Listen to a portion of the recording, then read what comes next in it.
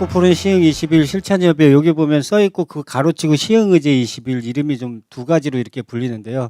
강석환 사무국장입니다. 반갑습니다. 제가 보니까 그 아는 분, 좀 아는 분이 있고요. 좀 조금 아는 분이 있고 좀 낯선 분이 있고 이렇게 지금 앉아 계시는 것 같아요. 여러분들이 저를 보시기에도 처음 보는 사람 계시고 좀 어떻게 저렇게 좀 봤던 분, 또 가깝게 봤던 분 이렇게 있는 것 같아요. 저 강석환이나 저 처음 보시는 분 들어보시고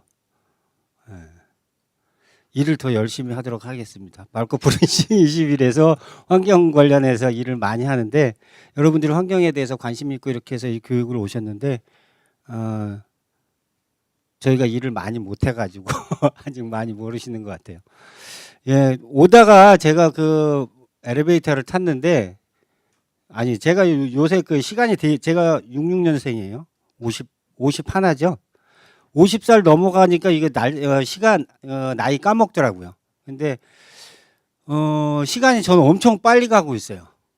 이 세월이라고 그러나 이게 이제 50 넘어가니까 그런 것 같은데 저보다 연세 더 드신 분은 더 빨리 가겠지만 근데 세월이 날 단위로 가고 주 단위로 가고 연 단위로 가고 10년 단위로 가는 게 이게 사람마다 다른 것 같아요.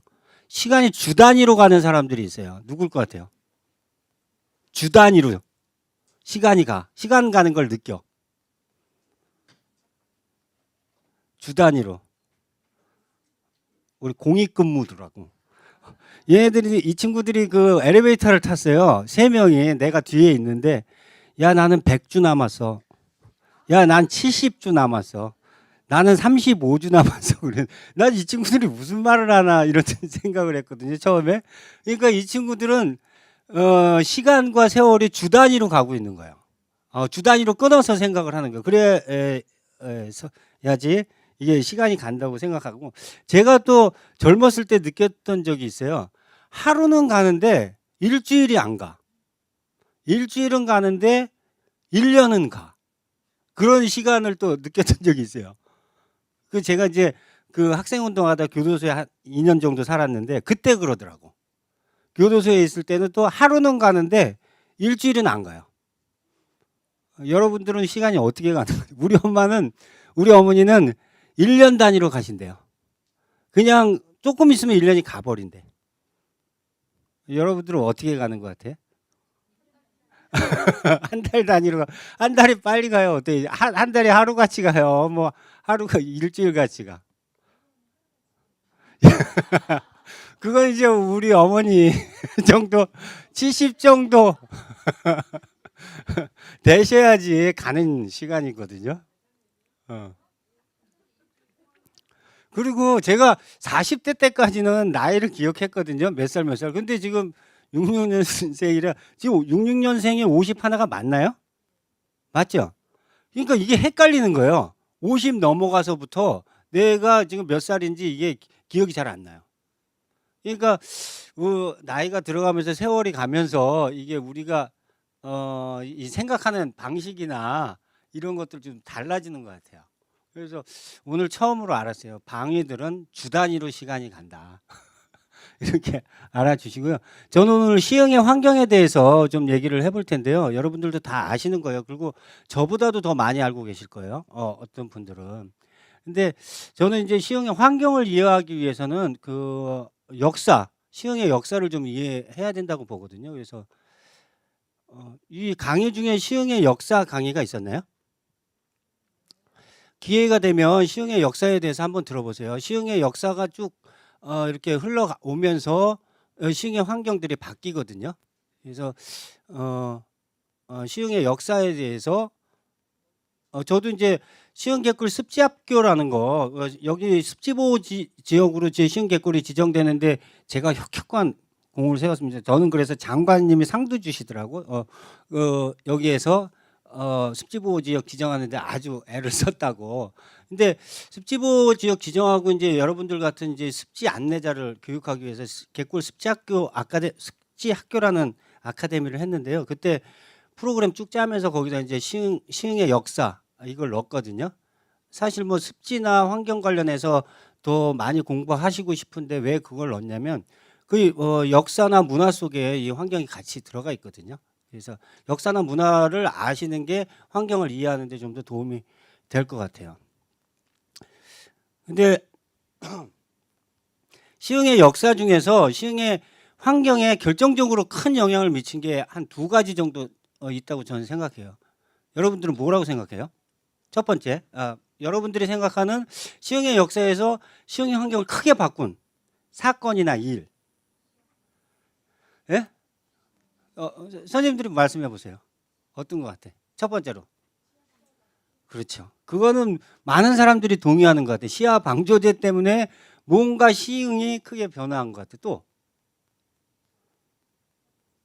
지금의 시흥이 크게 변화한 역사적 사건이나 일. 일단 뭐 시화 방조제나 시화공단 조성은 시흥의 반을 바꿔버렸죠, 완전히. 제가 이제 매화동에 사는데 매화동도 아주 그 농촌 마을이에요. 농촌 마을이고 도농 복합동이야. 한 13,000명. 근데 매화동이 생긴 이래 아주 큰 변화가 이루어지고 있어요. 매화동에 공단이 들어오거든.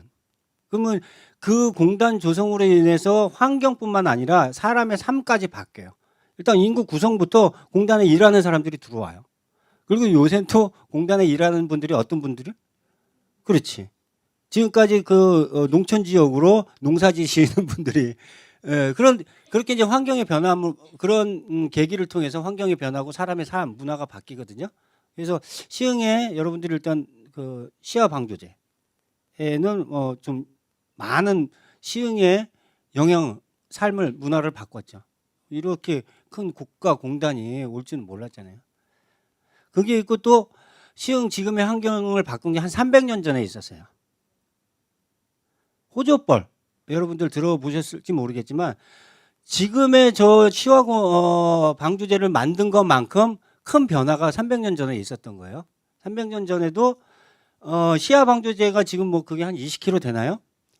우리 최대로 큰 방조제라고 그랬는데 여기도 호조벌도 방조제를 막아서 만든 거예요.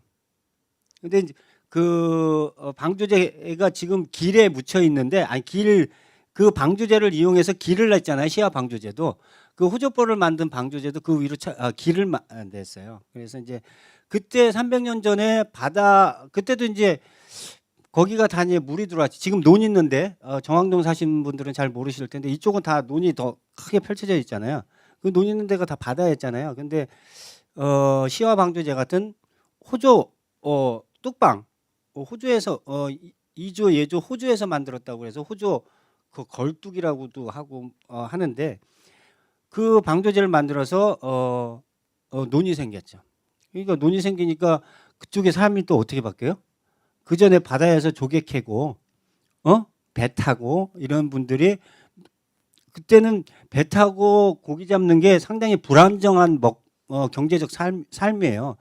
물론 물고기가 많이 잡을 때는 많이 하지만 그거는 어떻게 알 수가 없어요. 바다 나가서 잡을지 못 잡을지. 근데 이거 노는 안정적이잖아. 그래서 이제 농경 문화가 생기고 사람들이 이주해 오죠. 저기 논이 생겼으니까 농사지로. 그래서 시흥에는 제가 봐서는 그 두 가지가 시흥의 환경을 거의 뭐 개벽하다시피 바꿨다 이렇게 생각을 하고 그래서 지금의 시흥의 환경들이 생겨났다 이렇게 좀 저는 생각을 해요. 그다음에 또 행정적으로 좀 이제 변화가 있는데 1914년에 일제시대 때 이제 우리가 일제에 의해서 행정구역 개편도 영향을 많이 미쳐요. 우리 시흥시가 지금의 시흥시 땅이 아니잖아요. 예전에는 뭐 영등포, 구로구, 우리 시로는 뭐 시흥 100년 역사에서 뭐 9개 시군이 예전에 이 시흥 땅이었다고 그러잖아요. 만약 그걸 지금까지도 갖고 있는 시흥이었다. 영등포, 구로구, 뭐 안양 뭐 이런 데 그러면 우리도 소래산이 아니라 관악산을 우리 산으로 갖고 있을 수가 있는 거죠. 그러면 시흥의 환경이 좀 풍성해졌겠지.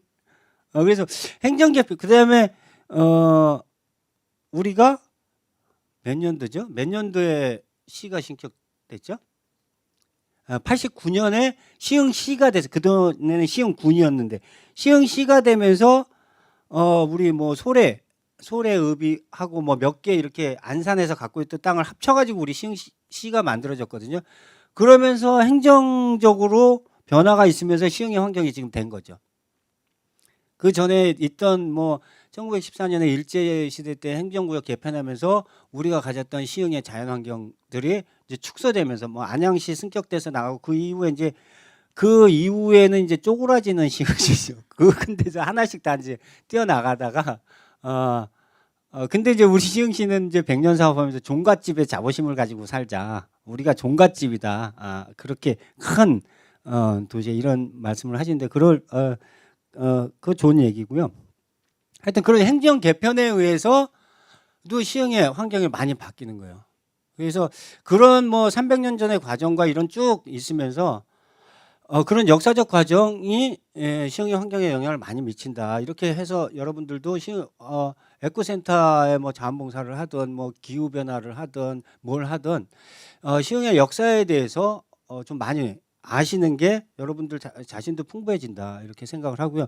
이런 역사적 과정을 거치면서 시흥의 환경하면 생각나는 것들이 뭐가 있어요?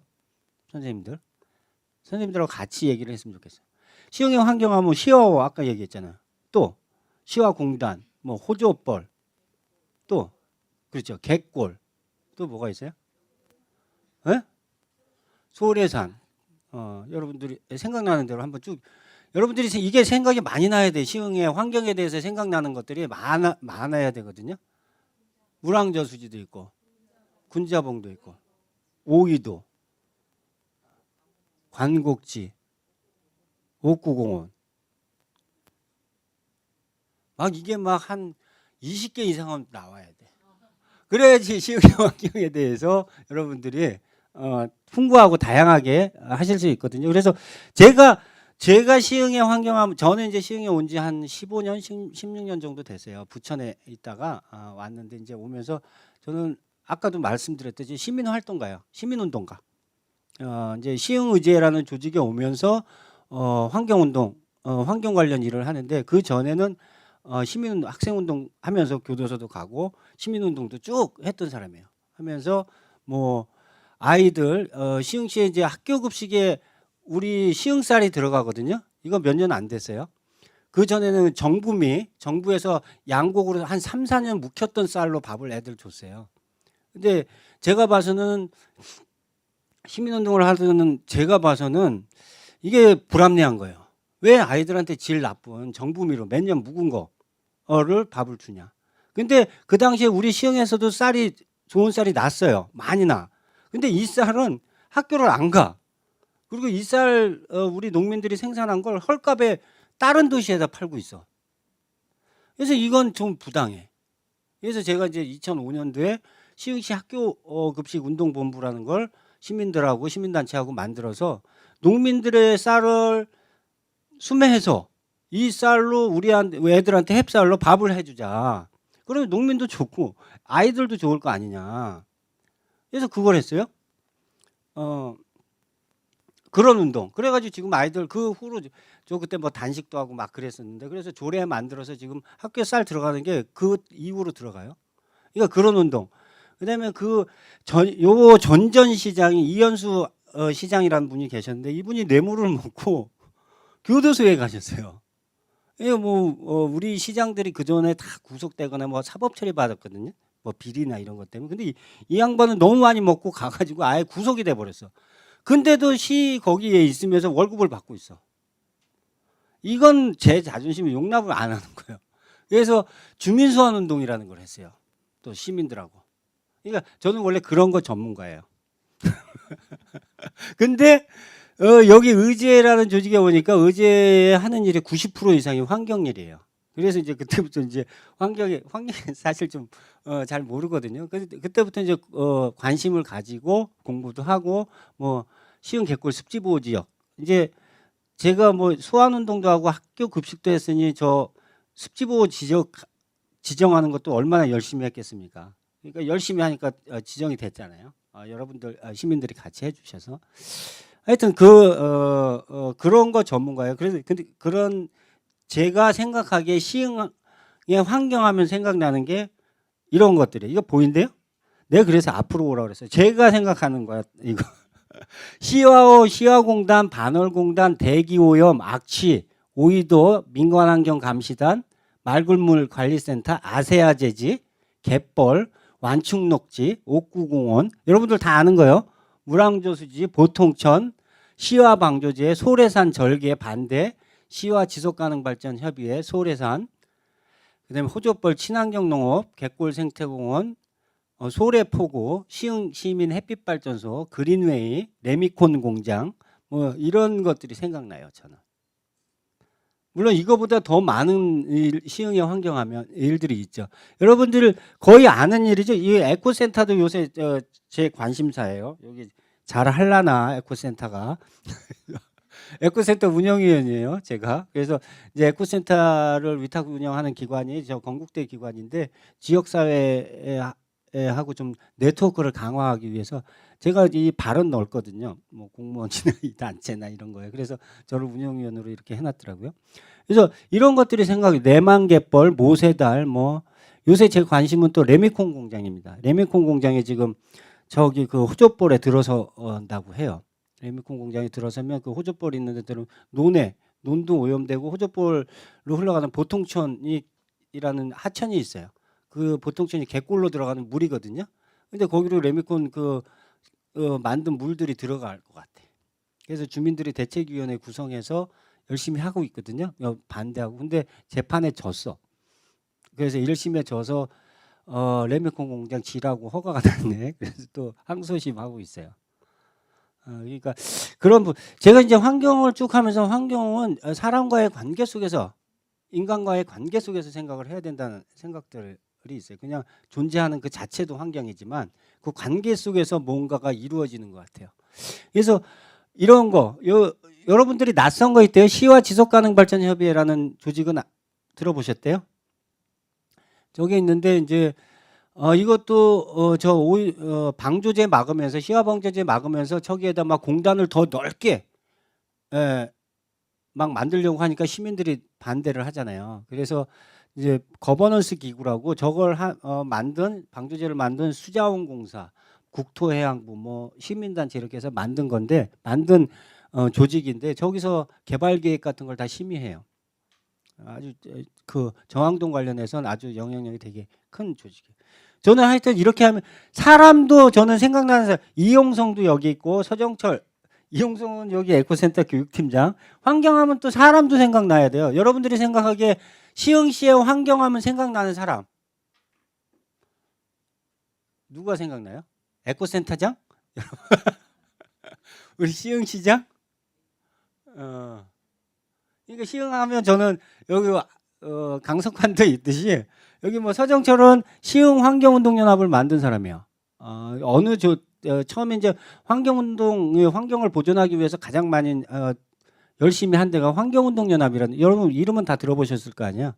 예전엔 지금은 옥시 아웃 캠페인을 열심히 하더라고요. 저 옥시 때문에 가습기 때문에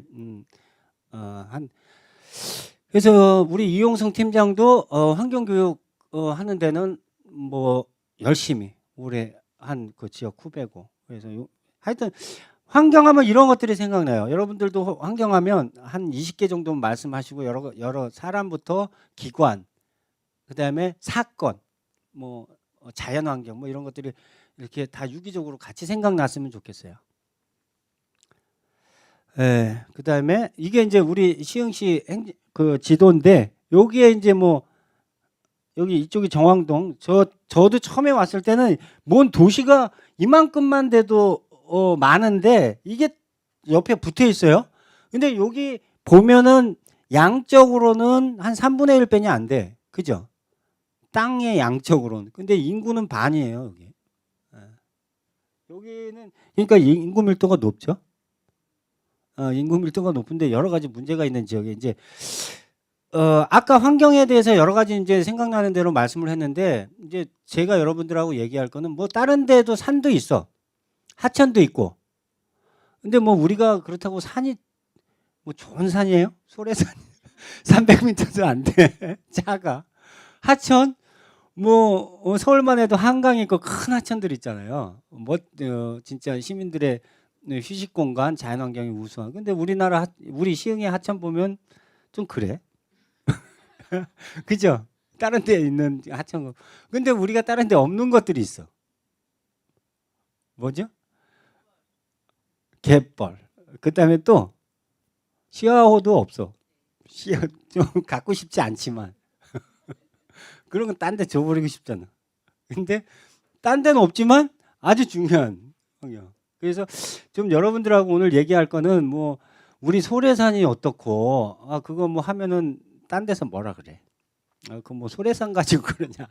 적어도 관악산 정도는 가지고 뭐 생태가 어떻고 환경이 어떻고 해야지. 물론 우리 소래산 좋은 산이에요. 그래서 소래산 정도의 산 딴 데도 다 많아요. 그래서 딴 데 못 가진 거. 시와호를 중심으로 한 정왕동의 환경은 진짜 독특한 환경이에요. 좀 그런 환경과 그다음에 또 아까 말씀하신 갯벌, 습지보호 지역이 있는 도시예요. 습지보호 지역 12개 밴이 없어요, 우리나라에. 근데 우리 또 경기도에는 우리밖에 없어요. 화성 가면 뭐 제부도 갯벌 있고 막 그렇잖아요.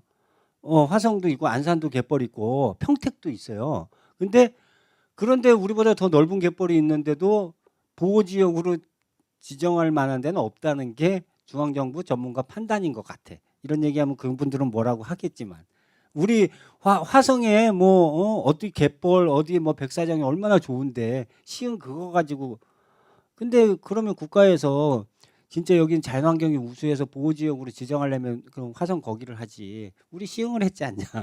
그러니까 시흥이 그만큼 국가적으로도 보호해야 될 우수한 자연환경, 갯벌을 가진 곳이라는 거죠. 그래서 딴 데 없는 거. 그런 걸 중심으로 한번 여러분들하고 그다음에 또 그 환경을 지키기 위해서 함께 노력하는 시흥의제. 이런 게 또 있죠. 제가 속한. 그래서 딴 데 없는 거. 이런 걸 중심으로 한번 얘기를 한번 같이 해볼게요. 일단 시화공단과 환경. 이게 우리 시흥의 절반뿐만 아니라 시흥시 전체를 규정 지어버렸어요. 저 시화공단하고 시화호가. 외부에서는 시흥에 산다 그러면 제가 매화동에서 사는데도 거기 시화공단 때문에 어떻게 사냐고 그래요.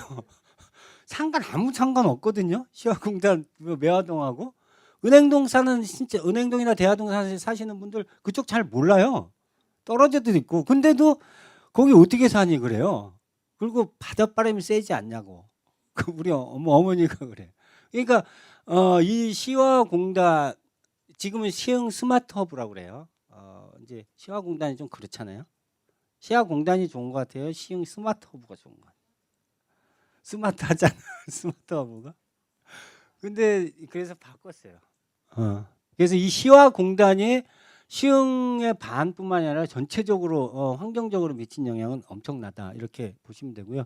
여러분들 아시다시피 수도권 내에 이제 공장 부지가 부족해서 저 영등포나 이런데 수도권 내에 공장들 많았잖아요. 예전에 저도 구로고등학교를 다녔는데 그쪽 주변 다 구로공단도 물론 크게 있었지만은 동네마다 조그만 공단들이 다 있었어요.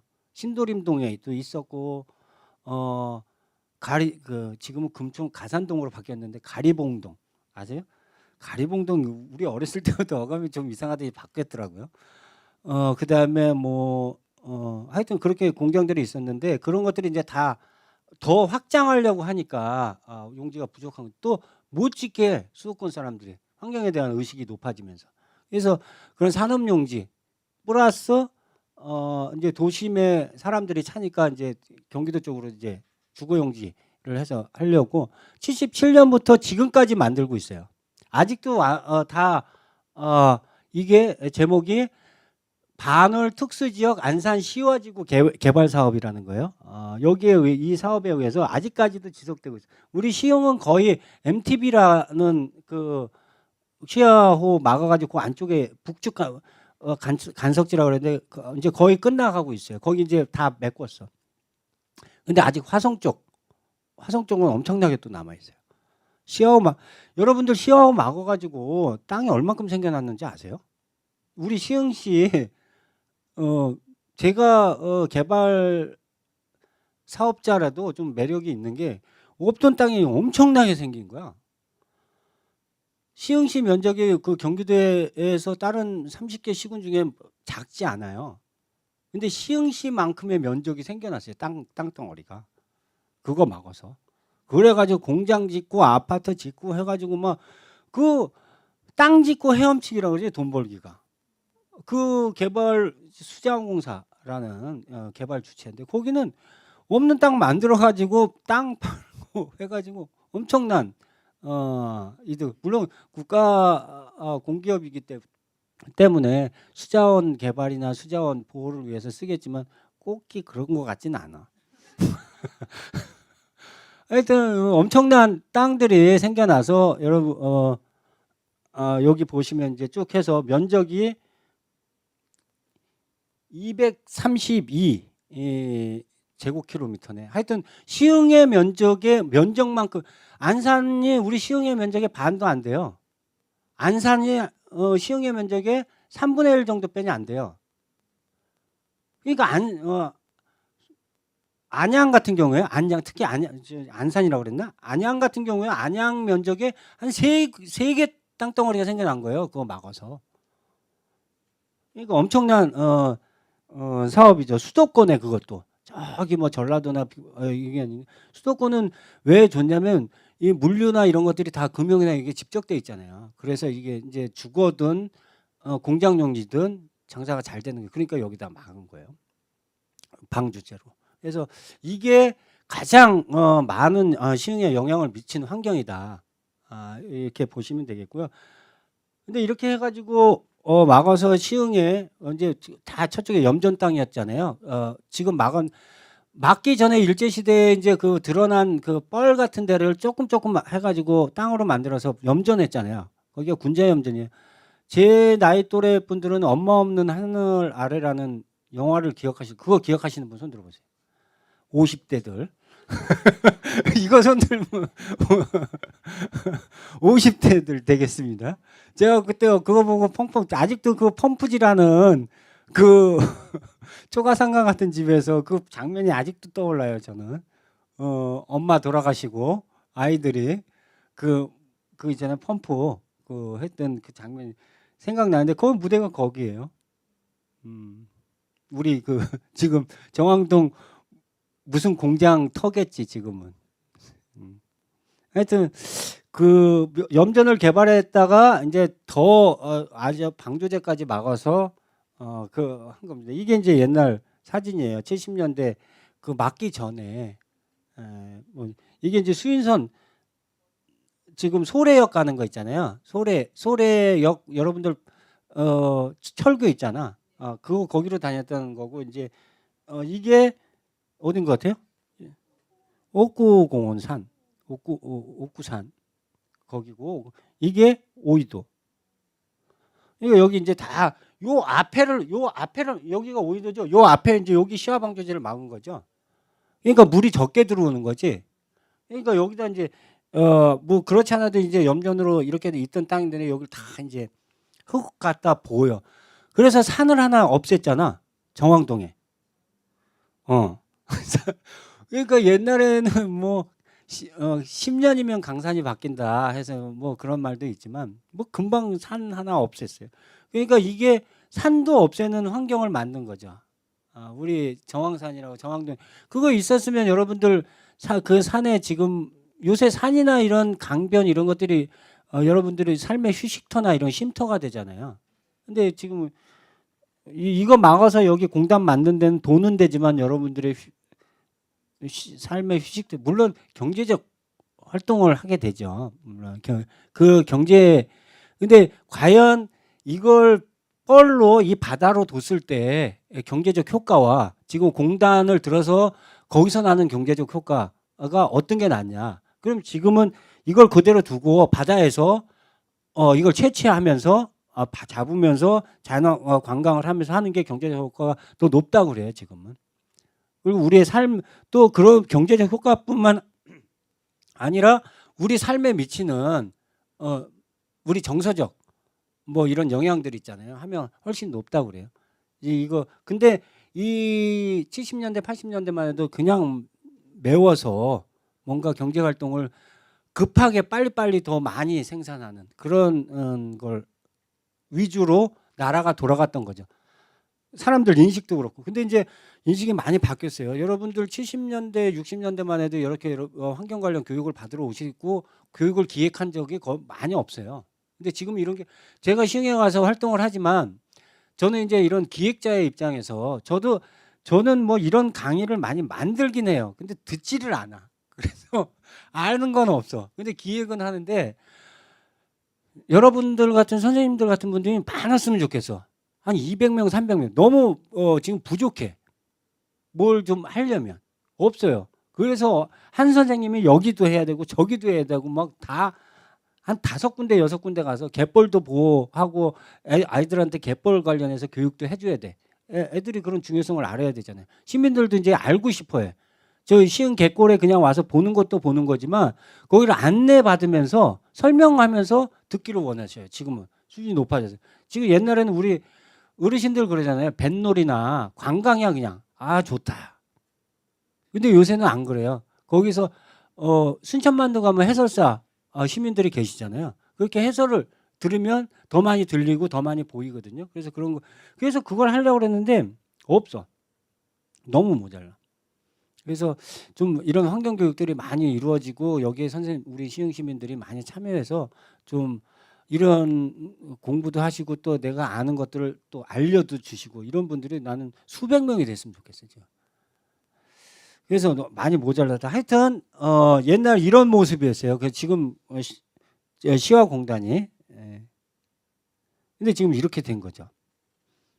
물론 여기서 엄청난 생산 효과가 있어요. 경제적 효과가 있는데 이것 때문에 잃어버린 것들이 이제 쭉 나올 거예요. 여기가 이제 오이도 여기도 마찬가지예요. 오이도 여기 다 물 들어와서 여기 지금 오이도 앞에 그 횟집 같은 데 있잖아요. 여기 아무것도 없었어요. 근데 요 뒤에 여기 파란 녹색 있잖아요. 여기에 그 집 짓고 사람들이 여기 바다 나가서 조개 잡고 배 타고 나가서 했던 건데 이걸 메운 거예요. 갯벌을 메워가지고 주거단지를 조성한 거죠. 이것도 시흥에 있는 환경단체들 또 가서 엄청 싸웠죠. 왜 메꾸냐. 돌아. 그리고 그렇게 하는 게 좋다. 앞으로는 저는 이렇게 갯벌을 매립하지 않고 여기 녹지대나 주거지를 잘 활용했으면 더 좋은 경관과 자연환경도 살리면서 할 수 있는데 옛날엔 그냥 땅만 만드는 거예요. 해서 그다음에 여기 방조제 이쪽에 시화호 여기 지금 보이는 데가 시화 MTB 지금은 다 이렇게 여기를 막으면 일단 물들이 적게 들어가잖아요. 그러니까 여기 땅에 드러나. 그럼 여기에다 또 방조제 같이 이렇게 막는 거예요. 그러면 여기는 안전한 땅이 되는 거지. 왜 방조제를 막으면 땅에 드러날까? 바닷 이렇게 들어왔다 나갔다 하는데 들어가는 물의 양이 확 줄잖아요. 그 인위적 조절도 가능하고 아니면 이걸 다 빼가지고 막을 수도 있는 거예요. 그럼 여기 완전히 시야호가 다 없어지고 이 땅이 다 이 시야호가 다 땅이 되겠죠. 그럼 다 메워가지고 다 공장 지으면 더 좋겠잖아. 그죠? 개발론자 입장에서는 그럴 수가 있는 거예요. 여기 이렇게 막아서 그 물을 다 빼고 그렇게 땅을 만드는 것도 있어요. 근데 여기 왜 막았냐? 여기를 그렇게 하지 왜 안 했냐 하면 여기 물을 여기 드러난 땅들 이런 땅을 이렇게 나니까 여기를 다 여기는 아니지만 요 안쪽에 화성 쪽에 드러난 땅들이 엄청나게 많을 거 아니에요. 거기를 농지로 쓴다 그랬어. 우리나라 쌀 생산하게. 그러려면 물이 필요해. 물을 여러분들 호접벌도 농사 지려면 저수지가 우리 시흥시가 저수지가 많아요. 한두 개가 아니야. 나도 이렇게 저수지가 많나. 제가 부천에 있다 왔는데 우리 저쪽 정왕동은 몰라도 이쪽 호접벌 있는 데는 저수지가 엄청 많아요. 왜냐? 물을 놨다가 논에 물을 대야 되니까. 그래서 이걸 저수지를 쓰려고 그러는 거예요. 개념으로. 그래서 이걸 농업용수로 쓰려고 한 거지. 근데 이게 썩어서 난리가 난 거지. 농업용수는 개뿔 뭐 공업용수도 못 쓰는 그런 이렇게 그걸 모르고 농업용수로 쓴다고 이걸 막은 거죠. 이거. 그래서 난리가 난 거잖아요. 하여튼 그래. 그래서 이렇게 변했어요. 이 군자 아까 70년대가 30년 만에 완전히 그냥 완전히 변했죠. 여러분들 이후에 다 이사 오셨죠? 그죠? 여기 원래 원주민 계세요? 원주민께서 많이 들으셔야 되겠는데. 그래서 이렇게 된 거죠. 94년도에 그렇게 막아 놓으니까 이게 89년인가 이게 딱 막았거든요. 막고 나니까 이제 뭐 만세 부르고 그때 사진 보면 막 난리 났어요. 잔치하고 야 드디어 완공했다. 뭐 이제 우린 잘 살게 될 거야. 뭐 깽가리 치고 막 잔치하고 막 만세 부르는 사진이 있어요. 근데 89년인가 뭐 80 몇 년인가 이때 나올 텐데 그러고 나서 94년도에 이렇게 돼서 이제 전국적으로 난리가 난 거죠. 뭐 까맣잖아요.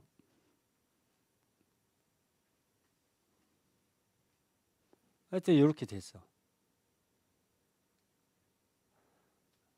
그리고 공단 이제 그렇게 해서 공단 만들어 놨어. 이제 우리 우리가 뭐든지 저렇게 하면 생산 유발 효과. 그다음에 일자리 창출. 막 이제 막 장밋빛 미래만 그렸는데 이런 현실이 올 줄 모르는 거지.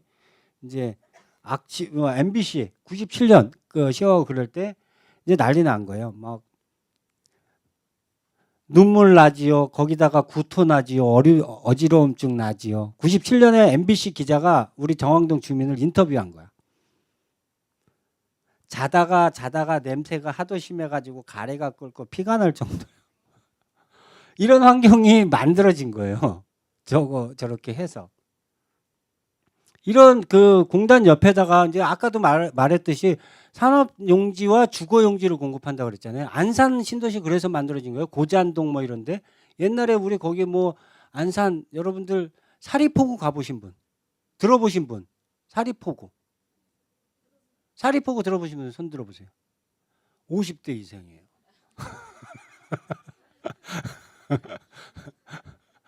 없어진 지 오래됐거든. 근데 하여튼 MBC에서 그때 우리 정왕동 지금 아파트에 사시는 분들을 인터뷰했는데 이렇게 된 거예요. 그 환경. 또 하나 나타나는 저희 시화공단 공해 심각해서 근무교사에 가산점을 줬어요.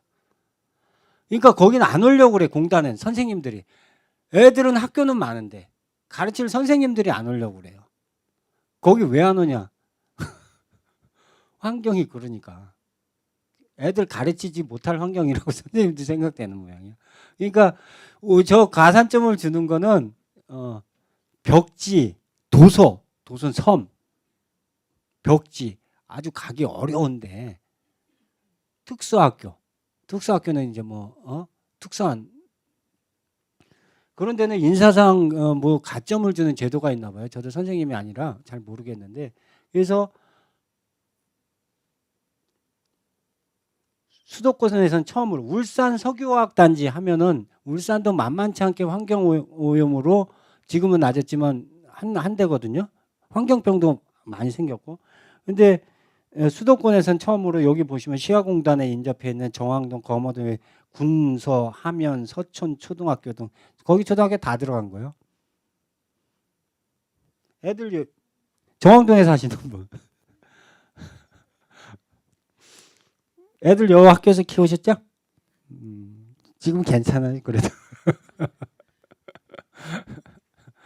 하여튼 그 가산점을 줘야지만 선생님이 오는. 내가 거기 뭐하러 가? 딴 데다 선생님들은 자기가 갈 때를 이렇게 써내거든요. 선생님 돌아요. 특히 공립학교 선생님들 이렇게 도는데 안 가려고 하는 거죠. 그 시화호 때문에. 또 주민들 매일 데모했습니다. 그분들. 이것도 97년에 하여튼 정점에 있었던 것 같아요. 저는 이제 97년에 여기는 없었어요. 제2화학, D화성 앞으로 몰려가 내뿜는 악취 항의하며 시위 벌이고 여기 보니까 경찰을 폭행했네. 시민들이 얼마나 화가 났으면. 강제 해산했대. 시민들이 정왕동 주민들은 거의 환경운동가 수준이에요. 그렇지 않으면 거기에서 살 수가 없으니까 환경 개선을 하기 위해서 그런 수준으로 지금 쭉 몇 년간을 하여튼 정왕동 일대가 다 그랬고요. 이쪽 그 능곡동이나 이쪽까지도 그 시화공단에서 악취 우리가 이제 환경 오염하면 뭐 대기 오염에서 뭐 나쁜 물질 막 이런 얘기를 하는데요. 그러잖아. 환경 오염하면 특히 대기 오염은 미세먼지나 이런 거에 의해서 뭐 건강이 악화될 것 같은 그 나쁜 물질을 우리가 흡입하거나 막 이럴 것 같은 느낌을 갖고 있잖아요. 근데 정왕동 이 시화공단이 또 하나의 환경 문제에 대해서 크게 영향을 미친 게 악취예요. 이거는 건강에도 나쁘지만 도저히 맡을 수 없는 냄새. 사람을 살 수 없고 하고 아주 기분 나쁘게 하는 냄새. 그래서 악취 방지법이라는 악취법이 만들어져. 그 전에 이런 법도 없었는데. 결정적으로 우리 정왕동 주민들의 공의예요. 계속 이렇게 못 살겠다. 그래서 97년부터 2002년인가 2005년에 악취 방지법이 만들어지거든요.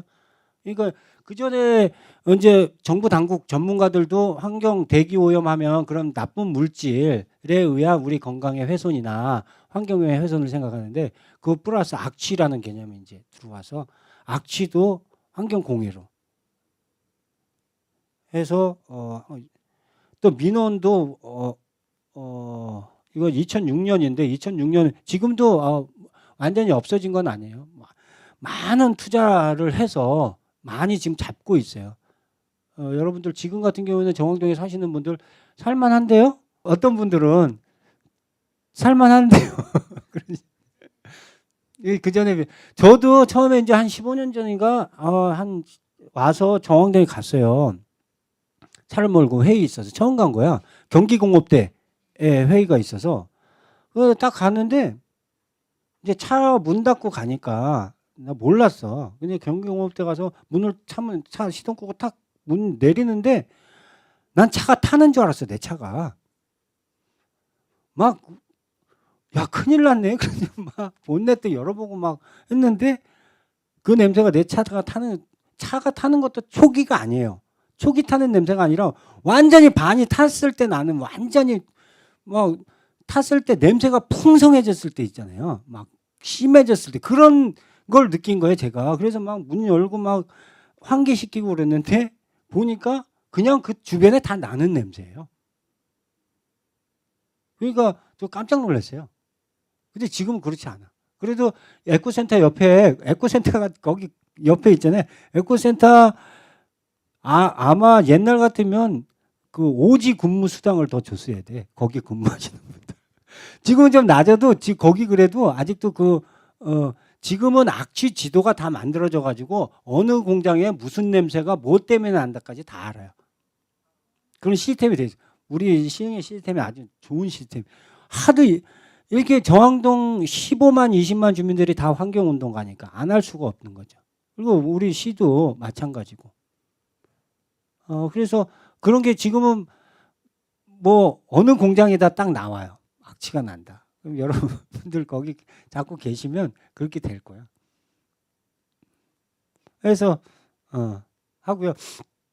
그런 악취 문제 때문에 주민들의 그런 삶이 어려워진 거죠. 그리고 또 하나 경제적으로도 주민들은 많은 피해를 봤어요.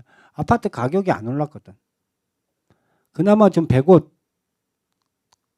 분양되고 서울대 들어온다니까 그쪽 올랐지. 그전에는 거기 쌌어요. 안 올랐어. 그러니까 경제적으로도 마이너스 요인을 많이 본 거죠. 여기 보시면 뭐 COD 17 하여튼 엄청 높잖아요. COD가 높다는 거는 COD, BOD 뭐 이런 거 공부하셨대요?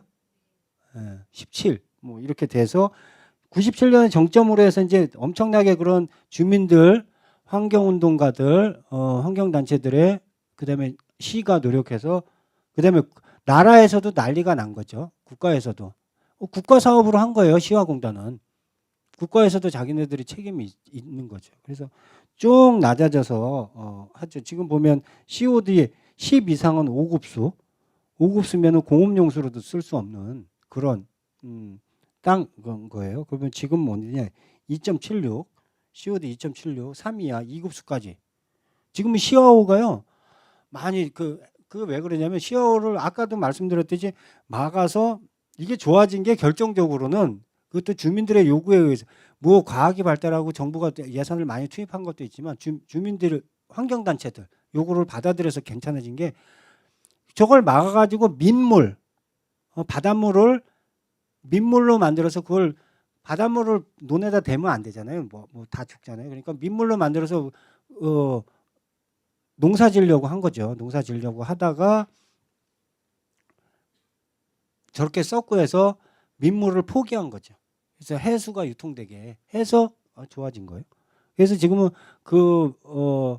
조력 발전에 의해서도 조력 발전소 가동되기 전에는 저기 대부도 넘어가는데 그쪽 뚫어서 하다가 지금은 뭐 조력 발전소 자체가 해수를 유통시키는 통로가 되고 있으니까.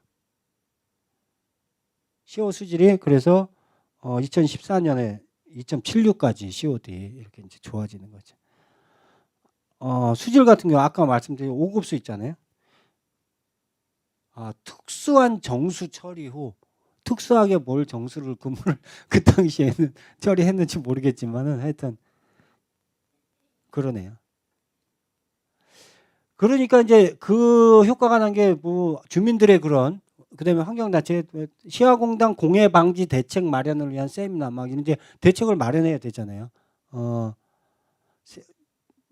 민간 새마을회에서도 새마을의 환경에 대해서 별 관심 그 환경보다는 주민들의 이런 협동이나 이런 거 하잖아요. 근면자주 협동. 근데 시야공단 그쪽에서는 새마을에도 환경에 대해서 하고 주관은 녹색연합이라는 지금 뭐 설악산 지킴이 하시는 분들 해서 이제 이런 토론회 같은 거 하고 노동자 시민 토론회 뭐 이런 것들도 해가지고 이제 일단 거기 일하시는 노동자분들도 일을 뭐 교사들 안 가잖아요. 그러면 그 공단에서 일하는 노동자분들이 우리 형제 자매 아빠하고 엄마일 텐데 그분들이 거기서 일하는 것도 문제가 되잖아요.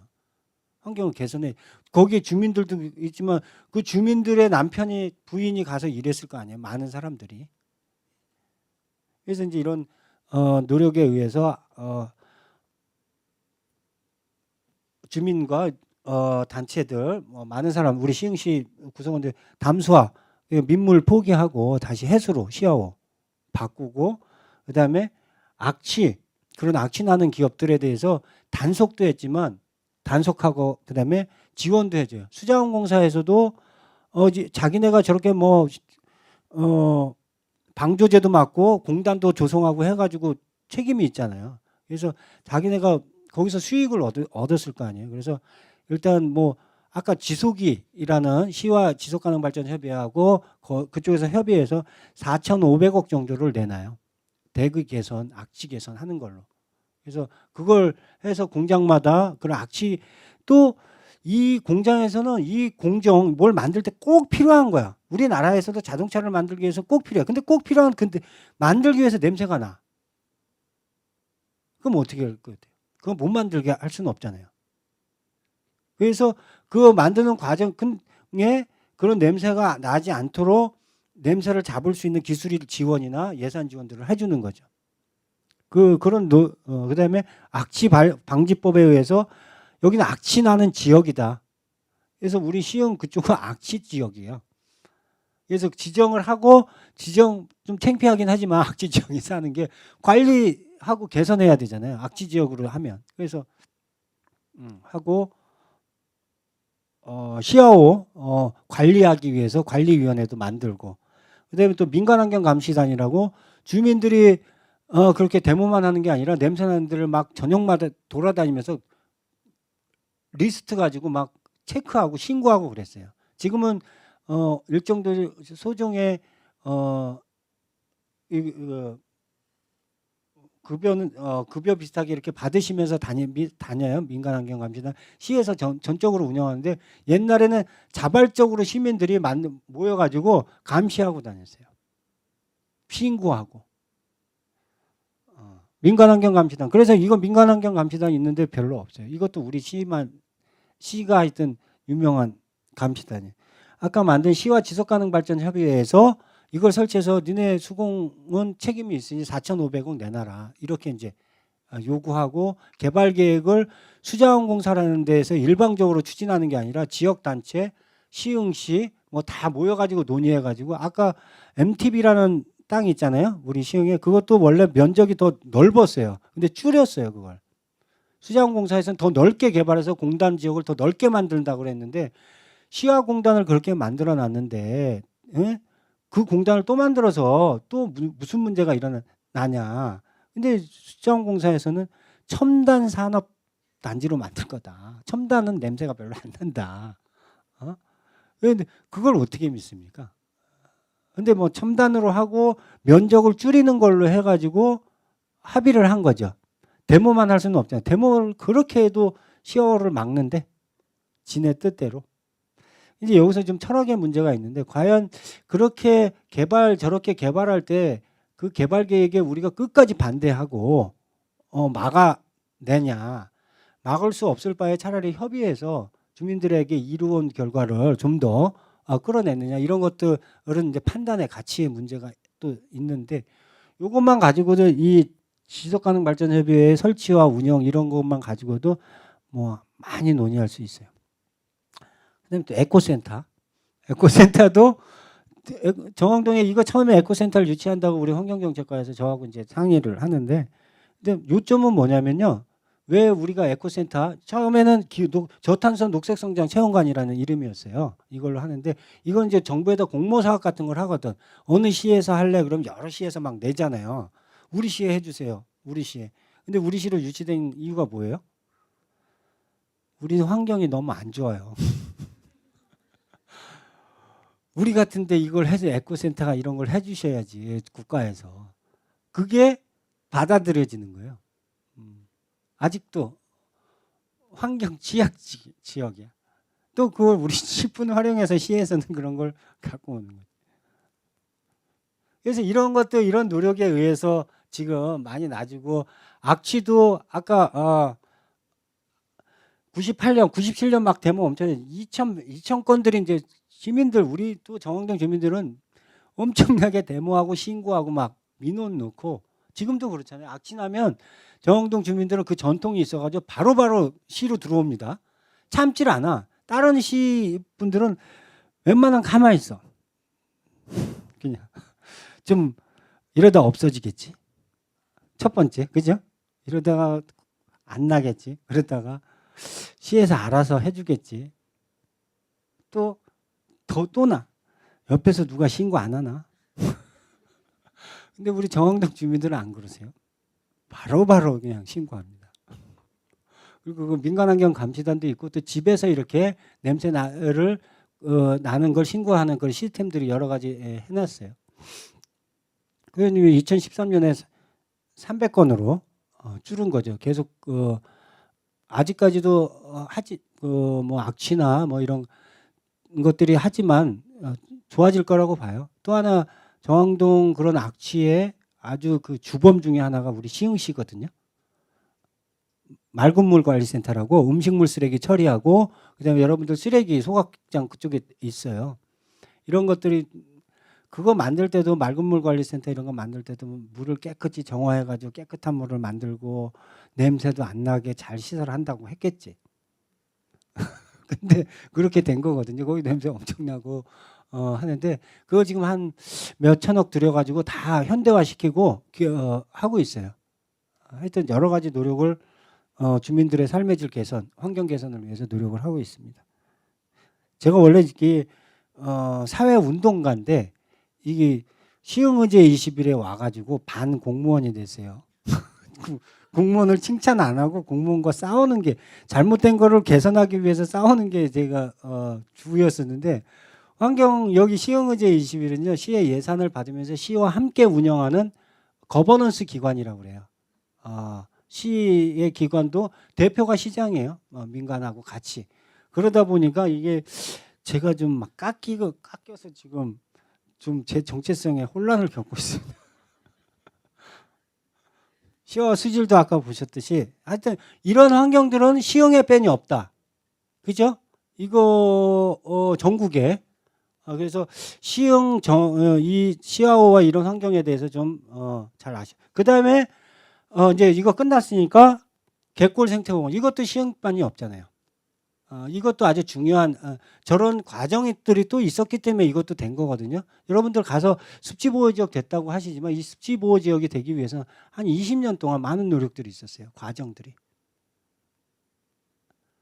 그래서 이 갯골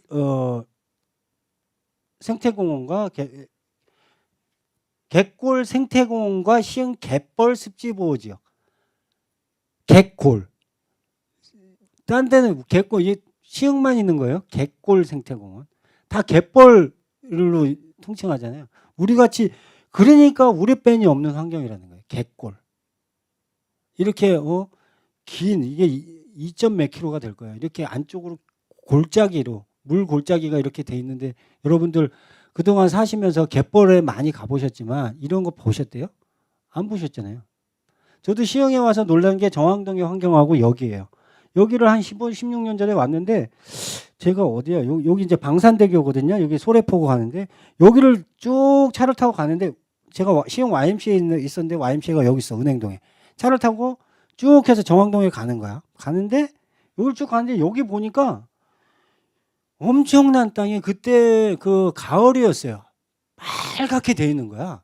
그 가운데 여기 물길이 쫙 있고 여기 낚시하는 사람들이 쫙 있어. 야, 저게 도대체 땅이야, 갯벌이야, 뭐 또랑이야, 아니면 그리고 저 땅은 누구 거지? 뭐 이런 게 드는 거예요. 그 정도로 이게 웅대하게 컸던 느낌으로 저한테는 다가와 있어요. 차를 타고 가는데. 그래서 차 타고 가다 여기 세워가지고 여기서 봤어요. 와, 진짜. 하여튼 끝내주네. 이게 이런 걸로 들어왔던 거예요. 그래서 이것도 우리 시흥팬이 없다. 그래서 요거에 관련해서도 좀 말씀을 같이 나눠보도록 하겠습니다. 여기도 마찬가지로 1930년대 여기는 이런 염전이었어요. 1930년대에 일본이 들어와서 일제시대 때 이 서해안에 염전이 들어오는 지역은 첫 번째 바닷물이 있어야죠. 바닷물을 이렇게 해서 해야 되니까 바닷가 가까워야죠. 이런 바닷물을 그 다음에 또 뭐가 필요해? 그렇지. 햇빛이 좋아요. 비가 많이 오면 안 돼요. 그래서 바다가 있고 햇빛이 좋은 거. 그래서 제가 의제에 와서 시흥시민 햇빛발전소라는 걸 만들었는데 그거 만든 이유 중에 하나가 햇볕이 좋아서 딴 데보다 발전이 좀 더 돼. 이 태양광 발전 시설은 햇볕이 좋아야지 발전량이 높거든요. 그러면은 수익률이 좀 높아요. 그래서 이런 염전이었다. 이제 30년대 이렇게 해서 여기 소금 엄청 비쌌어요. 국가에서 하는 전매 사업이었어. 그래서 여기도 생산량이 엄청 났죠. 근데 이게 이제 공업용 소금 나오면서 이렇게 된 거예요. 소금 생산 안 해. 여기 보시면 막 이런 거 하얀 거 있잖아요. 이게 소금, 이게 90년대야. 이게 폐업 이후에 이렇게 방치되니까 그냥 이렇게 옛날 같으면 이게 일제시대 때 가지고 이렇게 있겠어요? 우리 집이 여기라 그러면 이 소금이라도 가져가야지. 폐업되니까 그냥 방치가 된 거죠. 90년대. 이때까지만 해도 그냥 폐업되고 나서 시민들도 시청 당사자들도 그냥 여긴 폐염 지역이야. 염전을 폐했다. 갯골 생태공원, 습지 이런 개념이 없는 거예요. 자연환경 이런 개념으로 여기를 보지를 않았어요. 자연환경, 습지, 공원 뭐 이런 걸로 보지를 않은 거예요. 그냥 공장 닫은 거예요. 여러분들 정왕동 공장 닫으면 거기 가나요? 안 가지? 여기도 소금 생산 공장이잖아요. 공장 닫은 거야. 폐염 지대야. 그냥. 그런 개념으로 90년대까지 본 거예요. 그냥 방치되어 있는 거야. 땅 주인은 있지. 여기 땅 주인은 있는데 여기 염전하던 지금 골프장 운영하는 성담. 거기서는 이걸 뭐 할까 하고 막 고민을 했겠지. 이 넓은 땅을 그냥 놀리기는 아깝고 그 땅 주인만 여기에 관심이 많고 나머지는 관심이 없는 거지. 그래서 관심 있게 해가지고 골프장을 만드셨잖아요. 돈 많이 벌고 계세요. 그다음에 이제 그 폐업되고 나서 저런 이제 소금 창고가 쭉 있는 거. 최용숙 선생님이라고 이 갯골만 사진 찍으시는 분들이 있어요. 최용숙 선생님이라고. 이분도 이제 이분에 대해서 얘기하면 또 긴데 그 소 키우던 분이에요. 뭐 남편 저기 개수리에서 여기 토박이이신 분한테 시집 온 거야. 시집 와가지고 이제 소만 키우셨어. 근데 거기가 개발이 됐네. 그래가지고 보상을 받구나. 근데 소 키울 땐 너무 소 키우는 게 얼마나 힘든지 아세요? 일반 농사보다 소 키우면 하루도 집을 못 비웁니다. 그러니까 고생 엄청 하셨대요. 그래가지고 이제 근데 이제 보상 이 원주민들이 현금이 없어서 그러지 땅은 많아요. 우리 외화동에도 아들은 뭐 1년 단위로 외제차를 바꿔요. 연예인 외제차 있잖아요. 이런 것도 타고 다녀요. 근데 아버지는 경운기 타고 논에 갔어요. 땅 엄청 많아. 그런 분들 많아요. 근데 이제 그 최홍석 선생님네도 이제 원주민 토박이라 땅이 좀 있고 소 키우시던 데를 다 보상을 받으니까 돈이 좀 경제적으로 여유. 그 전엔 소를 키워야지 현금이 도니까. 근데 이제 그 이후에 이분이 이제 그 사진에 이제 자신의 사진에 대해서 배우시고 해가지고 지금은 시흥의 역사를 사진으로 기록하는 일을 하고 계세요. 이분이 사진 찍은 거야. 저 이거 썼다가 그분한테 혼났어요. 그분은 이제 작품으로 이렇게 찍으시고 남기는데 제가 잘 아니까 얘기도 안 하고 그 시흥 갯벌 습지보 지역하려고 시흥 갯벌 사진전을 했어. 근데 사진 제일 멋있게 찍은 게 우리 최홍석 선생님 사진이에요. 그래서 그 선생님 사진을 그냥 다 구해가지고 딱 전시를 해놨어. 허락도 안 받고. 그래가지고 그 선생님 저 이뻐해가지고 저 혼내지 않거든요. 근데 혼났어요. 그러니까 그 선생님이 찍은 사진이 시흥 갯골의 역사 보시면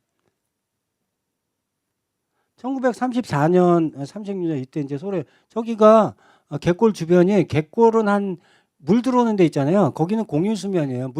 하천이든 그거든 공유 수면이라고 그래서 다 국가 소유예요. 근데 그 옆에는 사유지인데 그건 한 21만 평 정도 되는데 그 옆에 있는 사유지 골프장 뭐 다 포함하잖아요. 그럼 한 158만 평 정도, 150만 평 정도 돼요. 근데 96년에 이제 문 닫아요. 아까 그런 사진. 99년부터 99년, 2009년 뭐 한 15년, 16, 17년 됐잖아요. 그때부터 이제 이런 걸 그 가치를 좀 빨리 아는 사람들은 이제 환경에 대해서 관심 있는 사람들 있잖아요. 환경에 대해서 관심 있는 사람들이 누구였어요? 환경단체를 중심으로 해서 시흥 YMCA나 환경운동연합이 여기를 보존해야 된다. 갯골이 여기 중요한 지역이다. 그때 그 당시만 해도 여기에 대해서는 아까 말했듯이 그냥 공장 문 닫은 지역인데 환경적으로 아주 중요한 지역이다 해가지고 폐염전도 아니다. 구염전 문으로 옛날 염전이었다. 이런 호칭도 바꾸자. 그리고 이때를 기점으로 해서 소래 지역, 소래 있잖아요. 거기도 인천 소래 지역, 지금 소래해양생태공원 있잖아요. 거기도 다 같은 소래 염전 땅이에요. 하나예요. 하나의 땅덩어리야. 소유주도 하나고. 여러분들 그 골프장 소유주가 땅이 얼마나 넓은지 아세요? 그 염전 다 갖고 있었어요. 그래가지고 인천에서부터 거기 이제 염전 있잖아요. 그 염전을 그 성담 소유주한테 사요. 그다음에 그쪽 염전 땅들은 거의 다 이 성담이 골프장 업주가 가지고 있어요. 그러니까 그때는 옛날에는 그 염전 땅이 뭐 아무것도 아니었지만 땅값이 엄청 오른 거 아니에요. 그래서 먼저 소래습지 생태공원에서 인천 쪽에서 생태공원 조성해요. 47만 평 정도로. 그걸 성담한테 매입해가지고 인천 쪽에서 먼저 하고 그다음에 우리 그 발맞춰서 여기도 뭐 2000년부터 이제 우리 시흥 갯벌 그쪽 보존하자고 시민대책위도 구성하고 환경운동연합을 중심으로 해서 뭐 행사도 하고 조사도 하고 시민들 불러 모아서 행사도 하고 뭐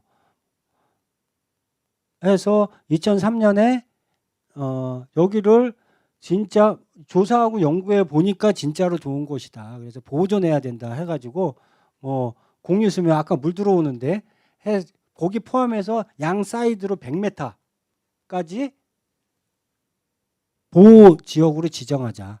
이런 운동을 하기 시작해요. 근데 이대로 됐어요, 지금. 100만 평, 한 공유 수면 다는 지금 습지 보호 지역으로 지정돼 있고요. 수변부 100m는 100m까지는 못했어요. 50m까지는 공원 지역으로 지정, 땅은 다 용도가 있어요. 거기 그냥 녹지 지역, 개발 제한 구역인데 이 녹지 지역하고 개발 지역 구역 중에 일부를 공원화 할 거다. 그래서 공원 지역으로 지정해요. 양쪽 50m를.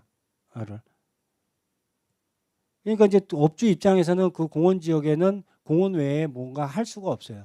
그래서 골프장도 그 공원 지역 제외하고서부터 지은 거예요. 골프장이 지금 갯골 들어가는 입구에 있잖아요. 골프장 딱 그 마지막 그 울타리 보면 공원 지역까지 딱 해놨어요. 그거까지는 얘네들이 왜 더 안 했지? 그거는 공원 지역으로 지정되어 있기 때문에. 그러니까 시민들이 제안을 한 대로 해서 거의 비슷하게 지금 이루어지고 있는 거죠.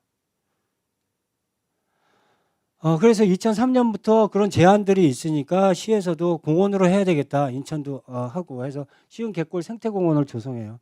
445만 평. 저기는 한 47만 평, 인천은 우린 45만 평 정도를 해서 하고요. 한 700억 정도 해서 들여서. 근데 700억 중에 반이 땅값. 요새는 뭐든지 도로를 놓든지 다리를 놓든지 뭐라든지 토지, 아파트 질 때도 그렇잖아요. 그린벨트에도 아파트 줘도 제일 많이 부담된 원가의 가장 많은 부분을 차지하는 게 토지 비용. 건물 비용이 아니라. 그래서 토지 비용. 근데 시는 이렇게 해서 생태공원으로 조성해서 시민들의 휴식터이고 보존을 하려고 하는데 성담 거기는 이제 개발을 하려고 하죠. 거기 계속 놔두면 어떻게? 내가 땅 주인 입장에서도 그래. 100만 평이 넘는 땅이 있는데 이걸 놔두래. 그럼 사주던가. 정당한 시세에서 그럼 팔 수도 있어. 근데 사지도 않아. 아무것도 못하게 또 50m 공원 지역으로 해놨어. 내 땅에. 그럼 토지주 입장에선 화가 날 거 아니에요. 제가 그러니까 이게 제 변화인가. 내가 사회운동가거든. 근데 그럼 그걸 적극적으로 이렇게 해야 되는데 생각이 왜 자꾸 바뀌네. 저 사람을 이해하게 되네. 예전에. 네? 하여튼 그 성당에서는 하여튼 성당 입장도 이해가 돼요. 그렇다고 걔네 편을 드는 건 아니에요. 선생님들 그런 생각하시면 안 돼요. 그래서 소금 창고 아까 보셨잖아요. 그게 예전에 아주 명물이었어요. 그 갯골 생태공원에 대해서 시화공단하고 시화호에 대해서 너무 많이 얘기를 한 것 같아요.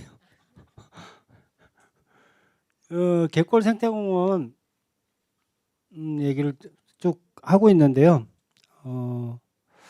하여튼 2007년부터 성담은 아마 그 땅을 좀 구체적으로 개발하려고 하는 계획들을 물론 그 전에도 했겠지만 구체적으로 세워간 것 같아요.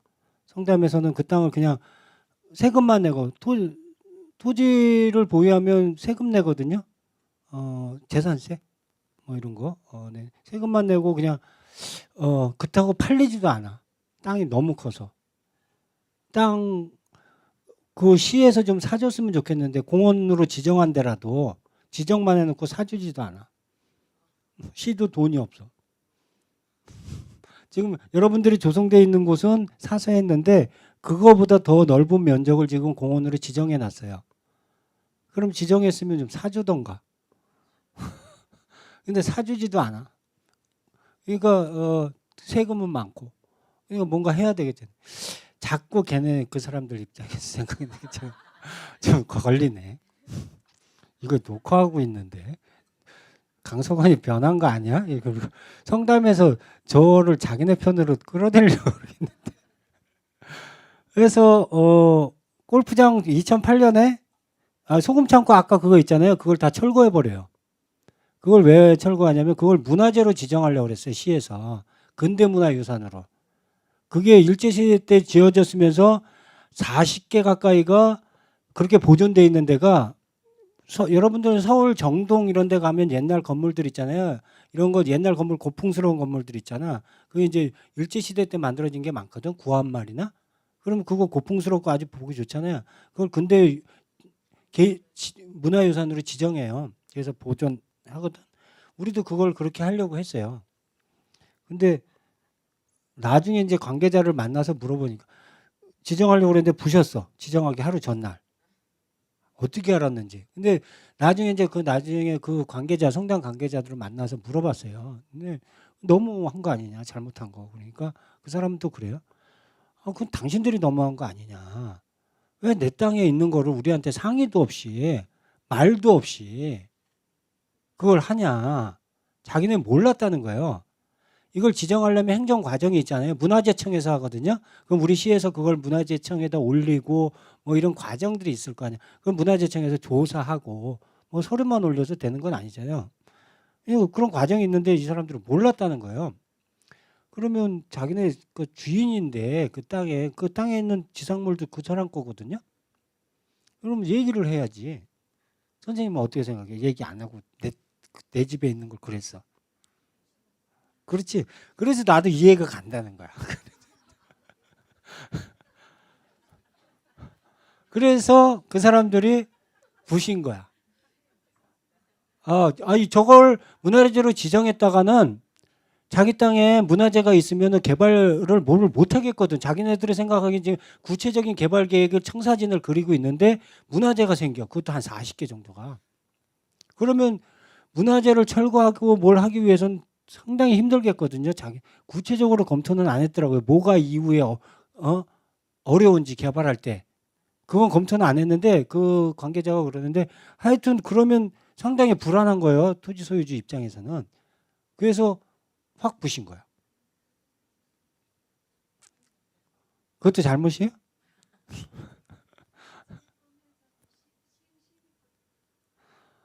아니 근데 선생님은 선생님 입장에서 내가 지금 성담편은 아닌데 선생님 편에 선생님 집이 있어. 집이 있는데 선생님 집 마당에 근대 옛날에 조선시대에 만들어 놓은 뭐 큰 석탑이 있어. 석탑이 있는데 그거를 나하고 상의 없이 근대문화유산으로 지정하려고 그래. 보물로.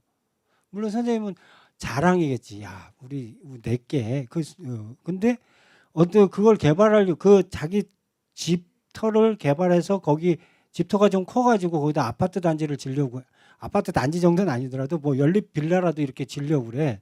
근데 그걸 지정해 놓으면은 못할 것 같아. 그런 불안감이 있는 거지. 그래서 그 사람도 좀 이해를 해주세요, 선생님. 그래서 부시고 또 이런 거 부시면 또 환경 단체들이나 주민들이 또 가만히 있나요? 또 데모하고 그 성담에서 이마트 운영하거든요, 정왕동. 그래서 맨날 거기다 저 촛불 켜고 이마트 이용하지 말라고 막 하고 본사 서울에 있거든요, 본사 찾아가고. 하여튼 그래도 뭐 부신 걸 어떻게 없어졌어. 너무 좋은 게 너무 좋은 자연환경과 문화재급의 유산이지 그게 없어졌어. 그래서 안타깝고요. 그 다음에부터 이제 골프장 조성한다고 그랬죠. 이제 없앴으니까 바로 골프장 조성한다고 하고 그래 거기는 골프장 조성해라. 나는 여기 습지보호지역으로 지정하겠다. 쟤네가 골프장 하기 전에 만들어야 되겠다. 저는 이제 그렇게 해서 이 계획들하고 이제 저는 직접적으로 관련이 있어요. 거기서 이제 그런다 그래 우리 빨리 습지 보호 지역으로 지정을 해버려야 되겠다. 안을 그 공유 수면에서 한 200m까지. 그럼 골프장을 확 먹어 들어가거든요. 땅을 200m까지 저희는 생각을 했어요. 원래 습지보전법 법에 의해서 지정이 되는데 거기 보면 보호지역뿐만 아니라 보호지역을 보호하기 위해서 완충구역이라고 좀 둘 수 있게 돼 있어요. 그럼 지금 보호지역보다 더 넓게 이제 해야 되겠다 해서 저하고 NGO 단체들 환경운동연합이나 그다음에 우리 의제 이걸 주관하는 중앙부처인 국토해양부 시흥시 관계자들이 협의해요.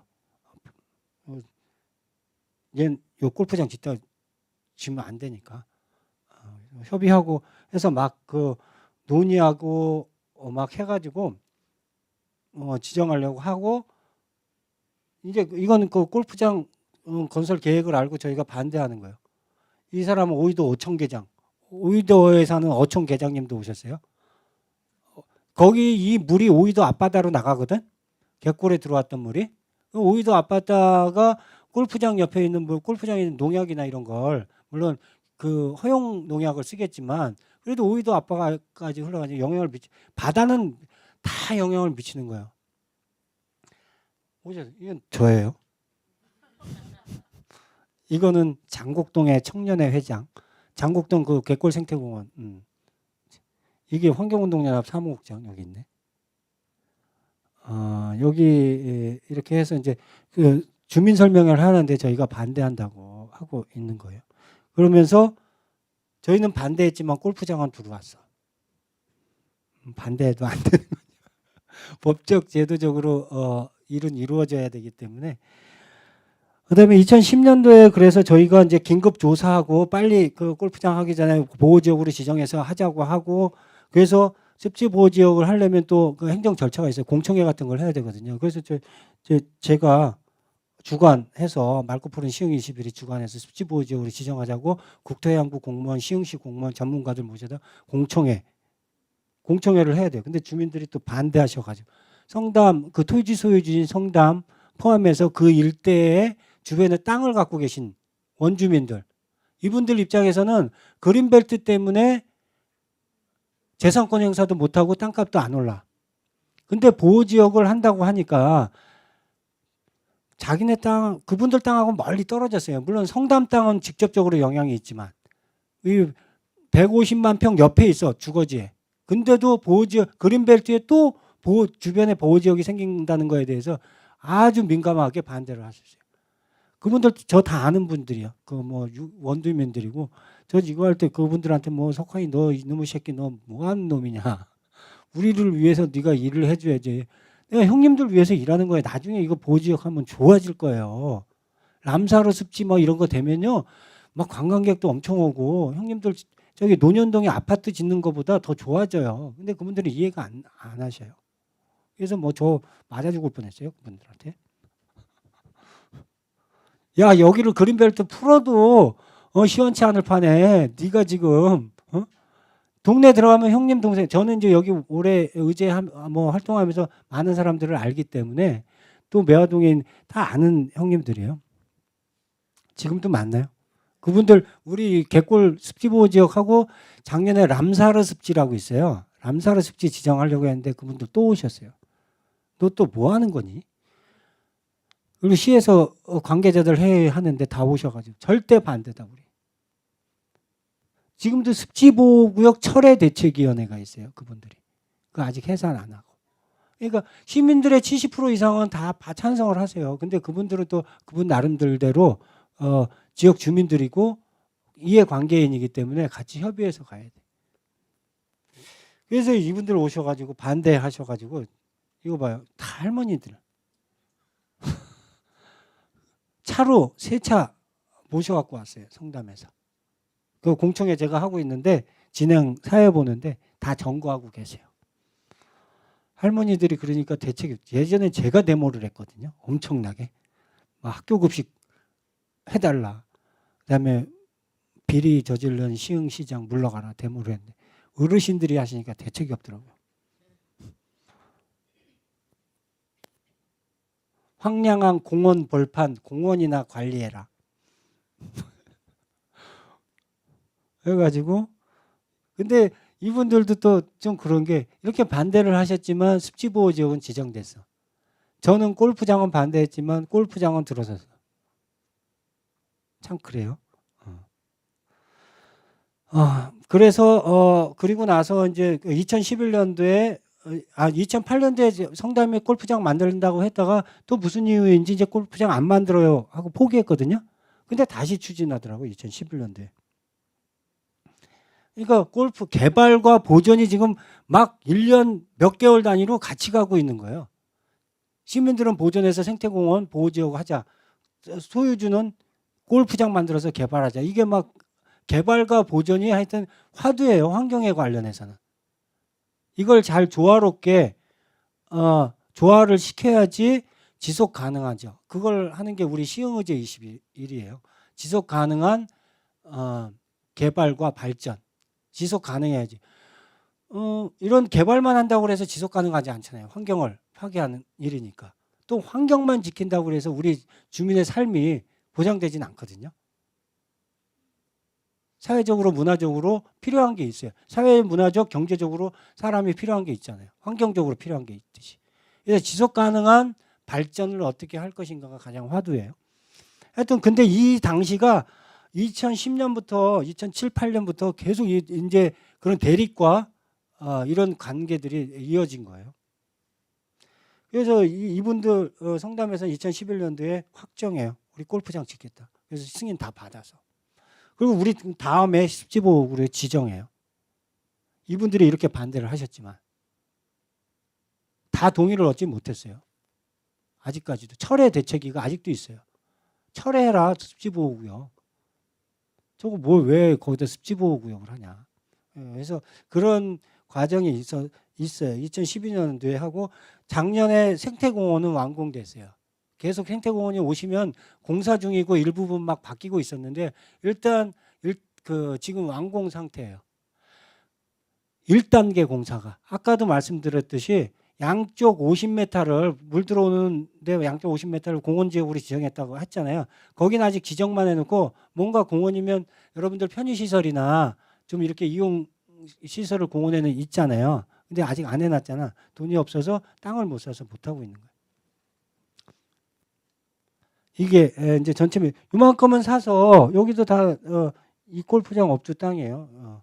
그래서 요만큼은 사서 공원을 만들었는데 여기 보시면 여기가 이제 여러분들이 다니시는 여기 나무 사이가 뚝방길이야. 잘 다니시는. 여기 옆에 여기 있잖아요. 여기가 50m야. 여기가 공원 지역이에요. 여기 뚝방길 걸어가는 갯골길 걸어가는 길 옆으로 또 여기 이제 이 골프장이 쭉 완공돼서 골프장이 요 선까지 딱 돼 있어요. 여기 골프 연습장이 있고. 그래서 여기 뚝방길부터 여기까지 재보면 50m 나와요. 여기 공원 지역이야. 여기하고 여기도 반대편에 길 있죠? 여기서 여기 50m는 공원 지역이야. 지정해서 이 토지 소유주라도 이 땅에다가는 골프장을 못 해. 지목이 그렇게 돼 있기 때문에. 지목이 논으로 돼 있다. 그럼 논만 해야지. 거기에 논 메꿔서 집 지면 못 져요. 그죠? 다 용도별로 해놨잖아. 그래서 요건 사서 했는데 요건 못 샀어. 요거 쭉 방산대교까지 하면 이 양도 이것보다 더 넓어. 그러니까 뭐 몇백억, 천억까지 나올 수도 있어. 계산해보면 이게 평당 한 60만 원인가 50만 원인가 하거든요. 지금 땅값은 모르겠어. 하여튼 그래서 이렇게 짓고 현재는 여기 공원을 조성해놓고 이 길 주변 여기 물길 주변은 여기 있잖아요. 이 뚝방 안쪽은 습지보지요. 이 물길하고 공유 수면으로 해서 지금 지금 다른 곳에는 없는 시흥만의 환경. 첫 번째 시화호를 중심으로 하는 환경하고 그다음에 우리 갯골 생태공원 이렇게 말씀을 드리고 있어요. 그리고 현재 이렇게 이제 가을 되면 이렇게 되는데 우리 선생님들이 모니터링 해보니까 이걸 염생식물이라고 그러는데 염기 바다 이게 좀 면적이 줄고 있어요. 이렇게 여기가 습지보호 지역으로 지정된 거는 아까도 말씀드렸듯이 이런 물길이 없어. 이런 그 갯벌인데 이렇게 갯골이 순천만도 넓은 그 갯벌이잖아요. 갯벌에 이제 물이 들어오는 데가 있잖아요. 물이 들어오는 데가 있는데 거기도 갯골은 있어. 순천만 배로 가는 데 있잖아요. 거기는 뭐 이제 갯골은 있는데 순천만과 우리가 다른 거는 우리는 이 급격한 경사와 여러분들 여기 들어가면 못 나올 것 같죠? 한번 가보시면 되게 깊어요. 이 물이 들어오는 양들이 조차라고 그러는데 이게 이렇게 급경사로 돼 있는 데가 없어요.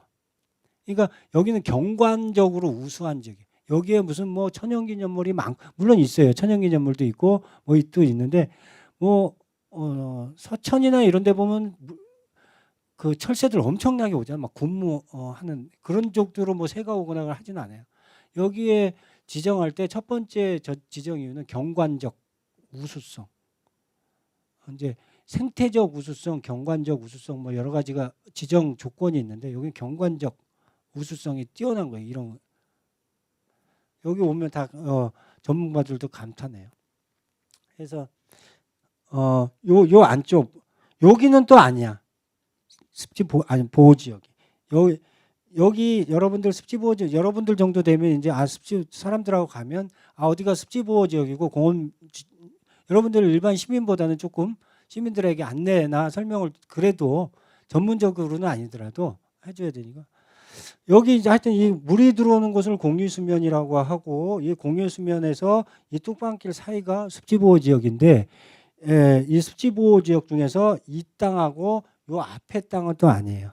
여기는 또 습지 공유수면이라고 하면 여러분들 네이버나 다음에 들어가서 지번을 찍어보면요. 이 지도 띄워놓고 지번을 띄워보면 공유수면은 지번이 없어. 번지수가 안 나와. 공유수면이야. 바다에 지번이나 뭐 주소가 없거든. 근데 여기는 주소가 나와. 옛날부터 땅이었던 곳이다. 소유주가 있다는 거예요. 거기는. 물론 국가예요.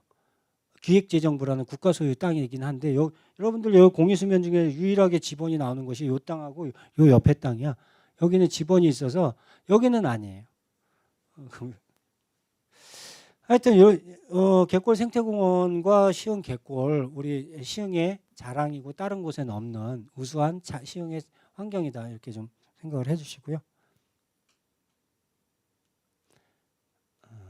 그 다음에 제가 시흥에 아까도 말씀드렸듯이 저수지가 많아요. 저수지가 많다는 건 뭐죠? 농사를 많이 짓다는 거죠. 그래서 아까도 말씀드렸듯이 여러분들이 환경을 공부하시지만 역사에 대해서도 좀 공부를 하시면 300년 전에 그런 이제 저기 염전 짓고 하기 전에는 옛날에는 저쪽 오이도 쪽에서는 고기 잡고 거기는 일부야. 시흥에 지금으로 생각하면 일부 뺀이 안 돼요. 사람도 많지 않았어요.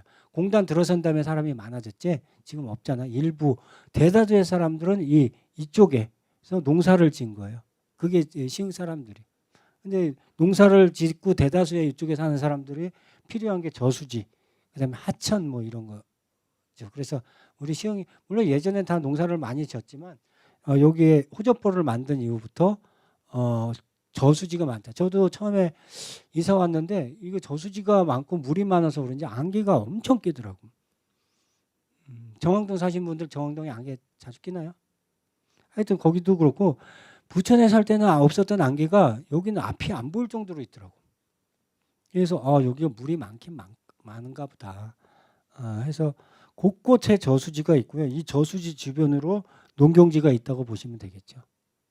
그래서 이것도 저수지도 조금 우리 환경하시는 분들이 좀 관심을 가졌으면 좋겠어. 저수지나 하천에 대해서 공부를 하셔가지고 보호하고 공부하시고 여기를 좀 하시는 분들이 있었으면 좋겠는데 저수지가 많음에도 불구하고 저수지에 대해서 이렇게 관심 갖고 공부하시는 분들은 없으신 것 같아. 그래서 내가 저수지 학교를 한번 만들어 볼까. 저수지 아카데미 이런 걸 한번 해볼까. 저수지를 잘 활용하면 지금은 농사용으로 쓰고 있지만 관광용, 쉼터용 뭐 이런 걸로 물왕저수지가 지금 그렇게 되고 있는데 그 주변으로 이제 목감동에 아파트들 많이 쓰잖아요. 그러면서 이제 물왕저수지를 주변으로 한 그런 시민의 쉼터, 삶의 질이 그런 저수지 하나 있음으로 해서 상당히 좋거든요. 그래서 요새는 그런 주거 환경을 개선하는 거, 환경을 좋게 하는 건 물론이지만 그래서 저수지가 관광용 여러 가지 역할을 할 수가 있겠다. 그래서 생태적으로 시흥시의 저수지들이 잘 모니터링되고 보호됐으면 나중에 좋은 자산이 되겠다. 물론 농사 져가지고 먹고 농사 짓는 분들이 다 그래요. 시흥과 이런 수도권에선 농사 짓는 거 사실 생산성이 안 나오는 일이에요. 물론 친환경 농업이나 생태 관광이나 뭐 이런 걸로 전환하지 않고 농업만 해서는 저 비싼 땅에서 논이지만 엄청 비싸요. 아까도 말씀드렸듯이 그 논 갖고 논 조금씩 팔만 아까 아버지는 낯들고 경운기 타고 가시지만 자식은 외제차를 계속 바꿔가면서 타요. 그리고 땅이 이 값이 비싼 데에 비해서 이 정도 원가를 투입하면 얼마가 이렇게 산출이 되는데 농업은 사실 수도권에서 특히 그러니까 우리 시흥의 농업은 농업이 아니라 관광농업, 생태농업 뭐 이런 걸로 도시농업 뭐 이런 개념으로 자꾸 바꾸려고 하는 거죠. 그렇지 않고 그냥 관행농업으로 하면은 생산성이 안 맞아. 근데 거의 관행농업으로 하고 있거든요. 일단 저수지, 시흥시 농사용이나 관광용으로 지금 초기적으로 좀 활용되고 있다. 그리고 또 하천은 사실 뭐 저는 도심지 하천이기 때문에 그렇게 뭐 자연환경이나 이런 것들에 드러나지 않고 빼어나진 않는데 하천도 도시에 있는 하천은 사람들한테 요새는 청계천이 대표적이잖아요. 시민에게 환경적으로 중요한 영향을 청계천 복개했던 걸 뜯었잖아. 물론 지금 뭐 거의 콘크리트 발라서 물을 흐르는 자연형 하천은 아니지만 그래서 시흥의 하천도 환경적으로 아주 중요하다 이렇게 보시면 되겠고요. 시흥의 하천이 그렇잖아요. 수원이 있고 산 쪽 대개는 그런 데서 조금 졸졸 흘러다 점점 커져가지고 바다로 흘러가잖아요. 시흥의 하천은 대개가 다 서해바다, 소래포구 쪽으로 뭐 대표적으로 하천이 있는 게 뭐 목감동의 목감천, 보통천이 우리 가운데 은행천, 은행동, 신천천, 뭐 장현천 우리 여기 쪽에 이런 주요한 하천들이 있는데 다 이제 바다로 흘러가는데 하천에 대해서 목감천은 저쪽에 목감동에 있는 안양천과 합류해서 한강으로 갔다 바다 물은 낮은 곳으로 흐르잖아요. 바다로 가거든요. 목감천은 한강 거쳐서 저 김포 쪽으로 해서 바다로 빠지고 나머지 하천은 서해 바다로 다 은행천 이런 것들은 소래포구 쪽으로 해서 서해 바다로 가죠. 목감천의 좀 행로가 좀 이쪽으로 나였으면 금방 바다로 갈 텐데 돌아 안양천 쪽으로 해서 한강 쪽으로 해서 바다로 가는 거지. 그다음에 또 하나 딴 곳에 없는 거 시흥의 인공하천 정왕동에 이것도 시화공단 조성과 의 영향인데 하천이 아닌데 간선 여러분들 이게 비유가 맞는지 모르겠는데 주말 농장 같은 거 할 때 밭 일굴 때 물빠지라고 고랑 만들거든. 그죠? 밭에 만든 고랑이 아니라 아파트 주거지에 만든 물빠지는 고랑이라고 보시면 돼요. 물빠지라고 이렇게 파놓은 거야. 그런 비유를 하면 좀 아실 것 같아요. 정황동에 사는 분들은 이게 하천이다 생각하는데 하천은 아까도 말씀드렸듯이 수원이 어디서 옹달샘이나 이런 데서 나와가지고 쭉 다른 지천하고 합류해서 이렇게 가야 되는데 이거는 원래 그런 수원도 없고 여기 원래 이게 없었어요. 근데 이거 아파트 지면서 공단 지면서 물빠지라고 쭉 이렇게 해놨는데 이걸 이제 그쪽 환경이 너무 열악하니까 그것도 이제 주민들이 요구한 거지. 이걸 생태하천, 물 빠지는 데로만 만들지 말고, 하천 개념으로 해서 생태하천으로 만들어 달라고 요구해서 이거, 이름도 붙이고 지금 정왕동에서는 이걸 생태하천으로 만들어야지 잘, 우리 시민들의 삶의 질도 높아지고 자연환경도 좀 복원이 될 것 같아요. 그래서 정왕동 주민들께서 이 하천에, 대해서도 관심 가지시고 선생님 어디 사세요? 관심 가지시고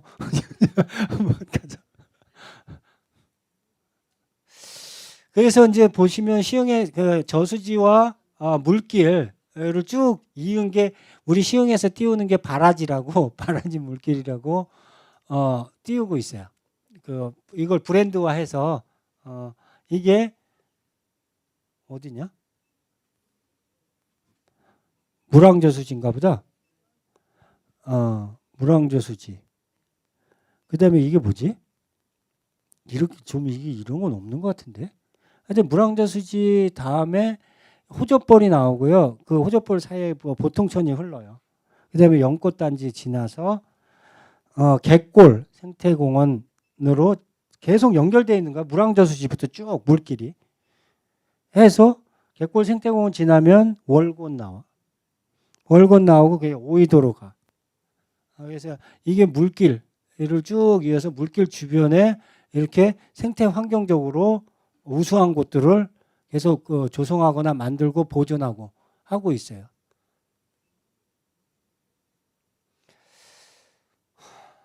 시흥이 없는 거, 다른 곳에 없는 거, 우리 시흥의제 20일. 제가 사무국장으로 다른 곳, 그래서 시흥의제 20일도 간단히 소개를 하도록 하겠습니다. 맑고 푸른 시흥 20일 실천협의회가 원래는 이름이에요. 이거 이름을 만든 게 2000년도에 만들었는데 시민들 공모를 했어요. 이런 민과 관, 시흥시와 민간단체, 환경단체, 주민들, 기업인들이 함께 시흥의 환경을 지속 가능하게 개선해 보던 단체를 만든다. 이 단체의 이름을 뭘로 할 것이냐고 공모를 했어. 시민들한테. 여러 가지 이름이 들어왔겠죠. 근데 우리 시흥 시민들은 맑고 푸른 시흥 20일이라고 하자. 시흥 20일을 실천협의회는 있는 거고 요 앞에다 뭘 붙일까 해서 근데 다른 도시에도 거의 다 있어요. 자치단체는 이런 20일이라고 그래. 일반 시민들은 또 편하게 20일 조직이 거의 다 있는데 뭐 안산은 뭐더라? 화성은 뭐 기분 좋은 화성 20일인가 하고 하여튼 그런 것들이 있어요. 어디는 녹색 20일 뭐 이렇게 해서 하는데 우리는 맑고 푸른으로 해서 2000년도에 만들어졌어요. 지금 대표는 시장님하고 민간. 이게 왜냐면 행정과 민간이 같이 협력하자는 의미예요.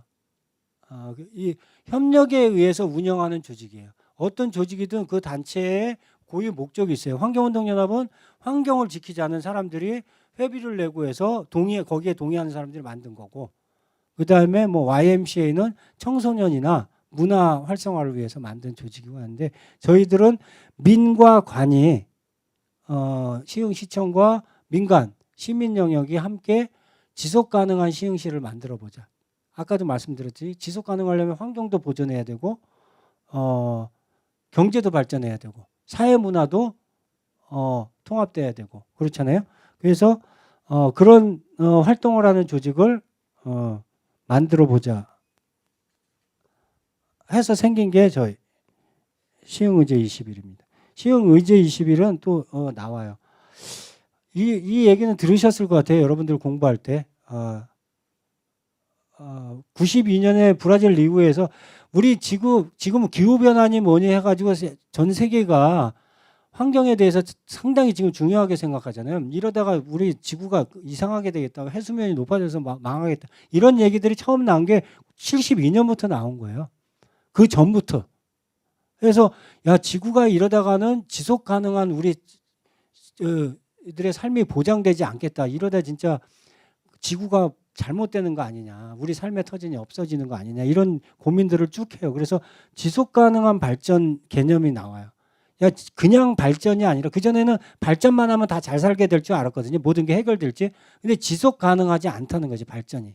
발전을 지속 가능하게 하자는 그런 인식 하에서 92년에 브라질에서 전 세계 대통령들이 다 모여가지고 환경과 개발, 환경을 어떻게 보존하고 개발을 어떻게 할 건가 하는 국제회의, 유엔에서 공식적으로 회의를 열었어요. 그래서 의제 20일, 여기다 시흥만 붙이면 시흥 의제 20일, 의제 20일이라는 걸 대통령들이 사인해서 채택하는데 지속 가능한 발전을 위해서 행동 계획을 세워요. 이렇게 하자.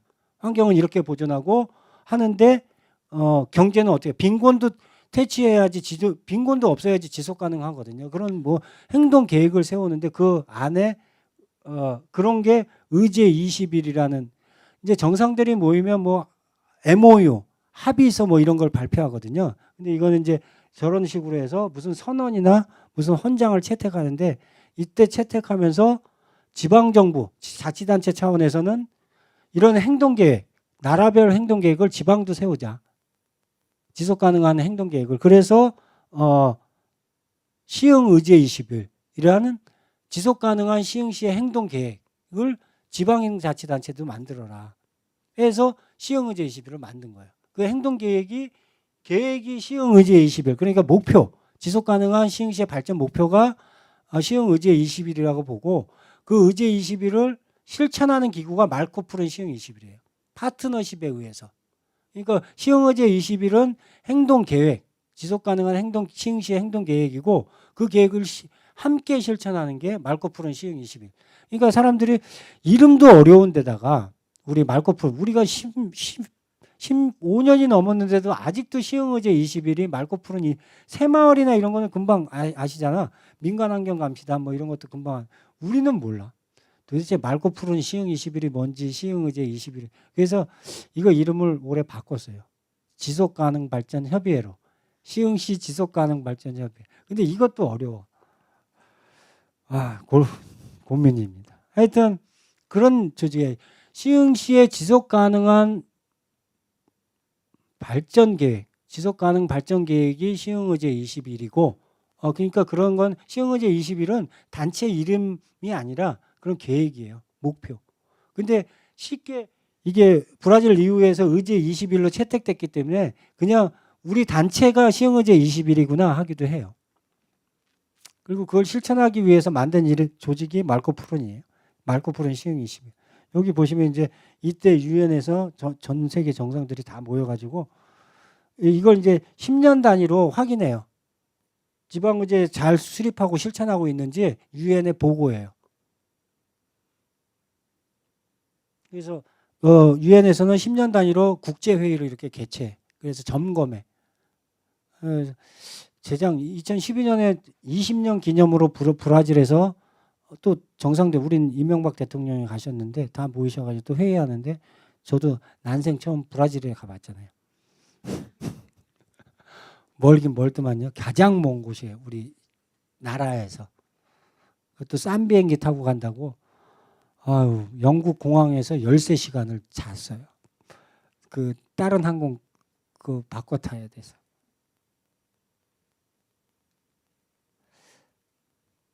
하여튼 그래서 탄생한 거다. 우리 시흥의제 21이. 예.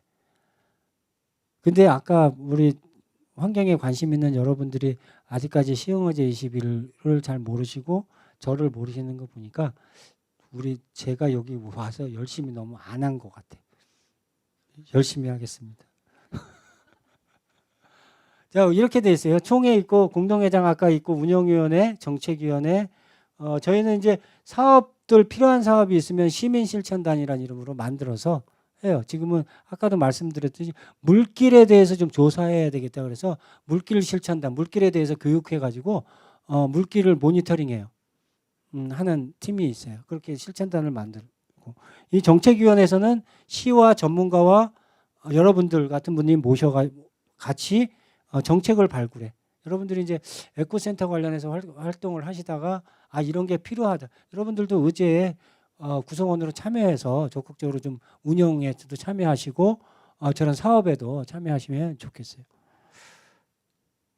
아까 말씀드린 시흥의제 21 지속가능한 발전 목표나 행동 계획이잖아요. 이걸 12개로 우리가 만들어 놨어요. 시하고 같이 민간단체하고 같이 짜놨어요. 도시계획 분야, 교통, 대기, 하천, 습지. 하천 습지에서 목표는 뭐냐면 맑은 물과 생물의 종다양성이 함께하는 하천과 습지의 도시를 만드는 게 우리 목표예요. 이 목표를 하기 위해서 단위 면적당 습지 생물 개체수를 늘리는 거. 우리 시흥 갯벌에 뭐 저서생물이나 이런 것들을 살거든요. 근데 환경이 나빠지면 그 저서생물 수가 줄어요. 없거나. 그러니까 거기에 생물을 많이 살게 하는 게 종다양성이 높다고 하거든.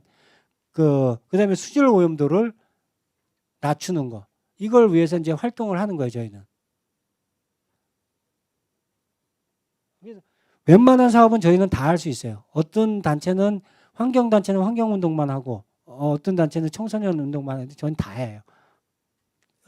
원래 지속 가능한 발전을 위해서는 여러 가지가 조화롭게 이루어져야 되기 때문에. 그래서 이런 6가지하고 또 평생학습 분야, 노동경제 이런 것도 다 있어요. 성평등을 위해서는 그러니까 우리가 이런 것들, 이런 목표를 이루기 위해서 성인지적 도시 시흥을 만들기 위해서 다양한 분야에서 우리 조직도 활전할 수 있고 활동할 수 있고 다른 조직이 활동하게 도울 수도 있고 그런 일들을 저희는 하는 조직입니다.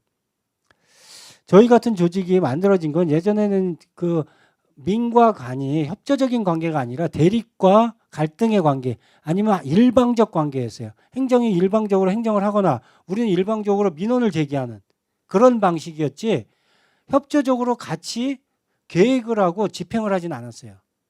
근데 우리가 생김으로 해가지고 협력적 관계가 형성이 된 거죠. 저도 예전에 그렇게 사회운동을 했던 사람이지만 상대방을 이해하면서 서로 합의할 수 있는 결과를 도출해내서 실행을 하는 거죠. 그리고 요새는 행정이 뭘 스스로 하지, 행정보다 시민들이 더 정보와 자료를 더 많이 갖고 있어. 예전에는 행정이 정보와 자료를 독점했거든요. 행정은 보세요. 시흥시청의 공무원이 1000명이야. 그리고 예산이 뭐 조야 1조가 넘어. 그러면 거기에 우리 시민들은 개별적이야. 그러니까 그냥 민원이고 행정의 대상이야. 근데 지금은 안 그렇잖아요. 시민의 협조 없이 뭘 하지 못해요. 단 예로 그린벨트 예전에 박정희 대통령 때는 박정희 대통령이 그냥 지정해버린 거예요. 누가 뭐라 그래요?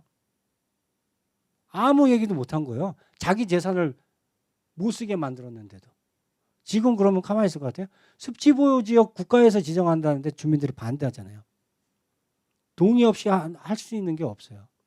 그만큼 그렇다고 주민들이 예전엔 정보와 자료의 접근성이 낮고 그랬지만 지금은 공무원 시민들이 더 많이 알고 정보와 자료 접근성 요새는 다 정보 개방의 시대잖아요. 그래서 시민들이 더 오히려 시민들이 더 좋은 제안을 해요. 그래서 공무원들도 그걸 받아들일 자세가 되고 그거 받아들일 자세를 만드는 게 우리 시흥의제 21의 역할. 우리하고 계속 이제 민간하고 파트너십을 하거든. 뭐 정책 세울 때도 같이 논의를 하고. 그래서 그런 문제들이 이제 브라질 리우에서 전 세계 대통령이 모여서 의제 21을 채택한 게 파트너십에 의해서 해라. 그런 게 있어요. 채택한 내용 중에 행동계획 중에. 행정이 일방적으로 못한다. 니네들이. 유엔에서도 권고한 내용이에요. 하여튼 그런 것들을 확산하고 옛날엔 그리고 환경단체하고 특히 환경단체하고는 그냥 대립밖에 없었어요. 싸우는 것밖에. 근데 또 그게 일면 그 환경운동 하는 분들의 자세이기도 해요. 싸워야 되는 게. 근데 같이 협력적 관계가 또 돼야 될 때도 있는 거고. 근데 그걸 조절을 잘 해야지. 근데 이제 우리가 한 15년 와서 너무 환경 분야 중심으로 일했다. 아까도 목표는 뭐 노동도 있고 여성 문제도 있잖아요. 그래서 이제 지속 가능한 삶을 위해서는 좀 여러 가지로 확대해야 되겠다는 게 그런 평가가 나와서 하여튼 올해부터는 좀 더 다양하게 구성원들도 다양화하려고 하고 사업도 다양화하려고 합니다. 그래서 뭐 주에서 벼룩장터 해요. 벼룩장터 같은 거 제가 전단지 갖고 왔는데 홍보하려고. 저거 안 갖고 가시면 장터 요번 주 토요일 날 하니까 이거 재밌어요.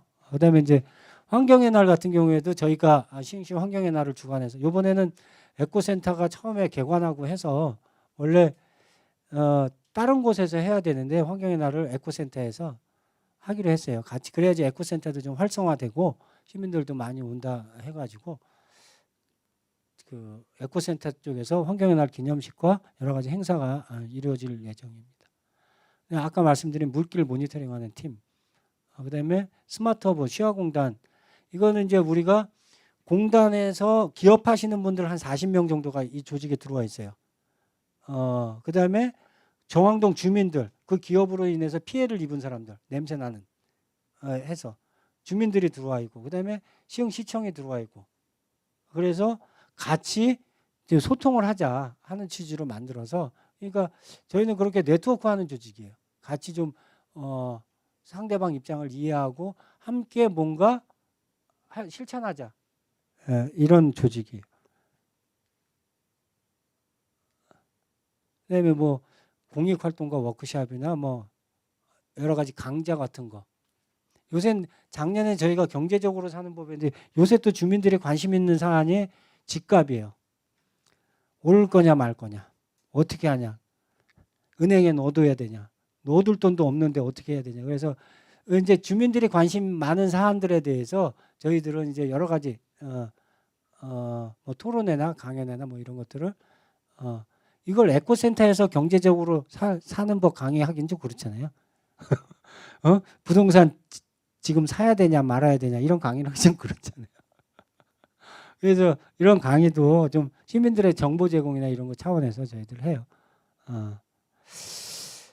그다음에 뭐 햇빛 발전소 저것도 제가 시흥의제 와서 이거는 이제 시흥 갯골 습지를 보존하려면 아까 말씀드렸듯이 소래생태공원하고 같은 생태예요. 인천 쪽. 그다음에 소래포구하고 같이 대해서 여기 보면 우리 시장님 인천시장 누구지 이 사람이? 그 전에 인천시장이 누구래요?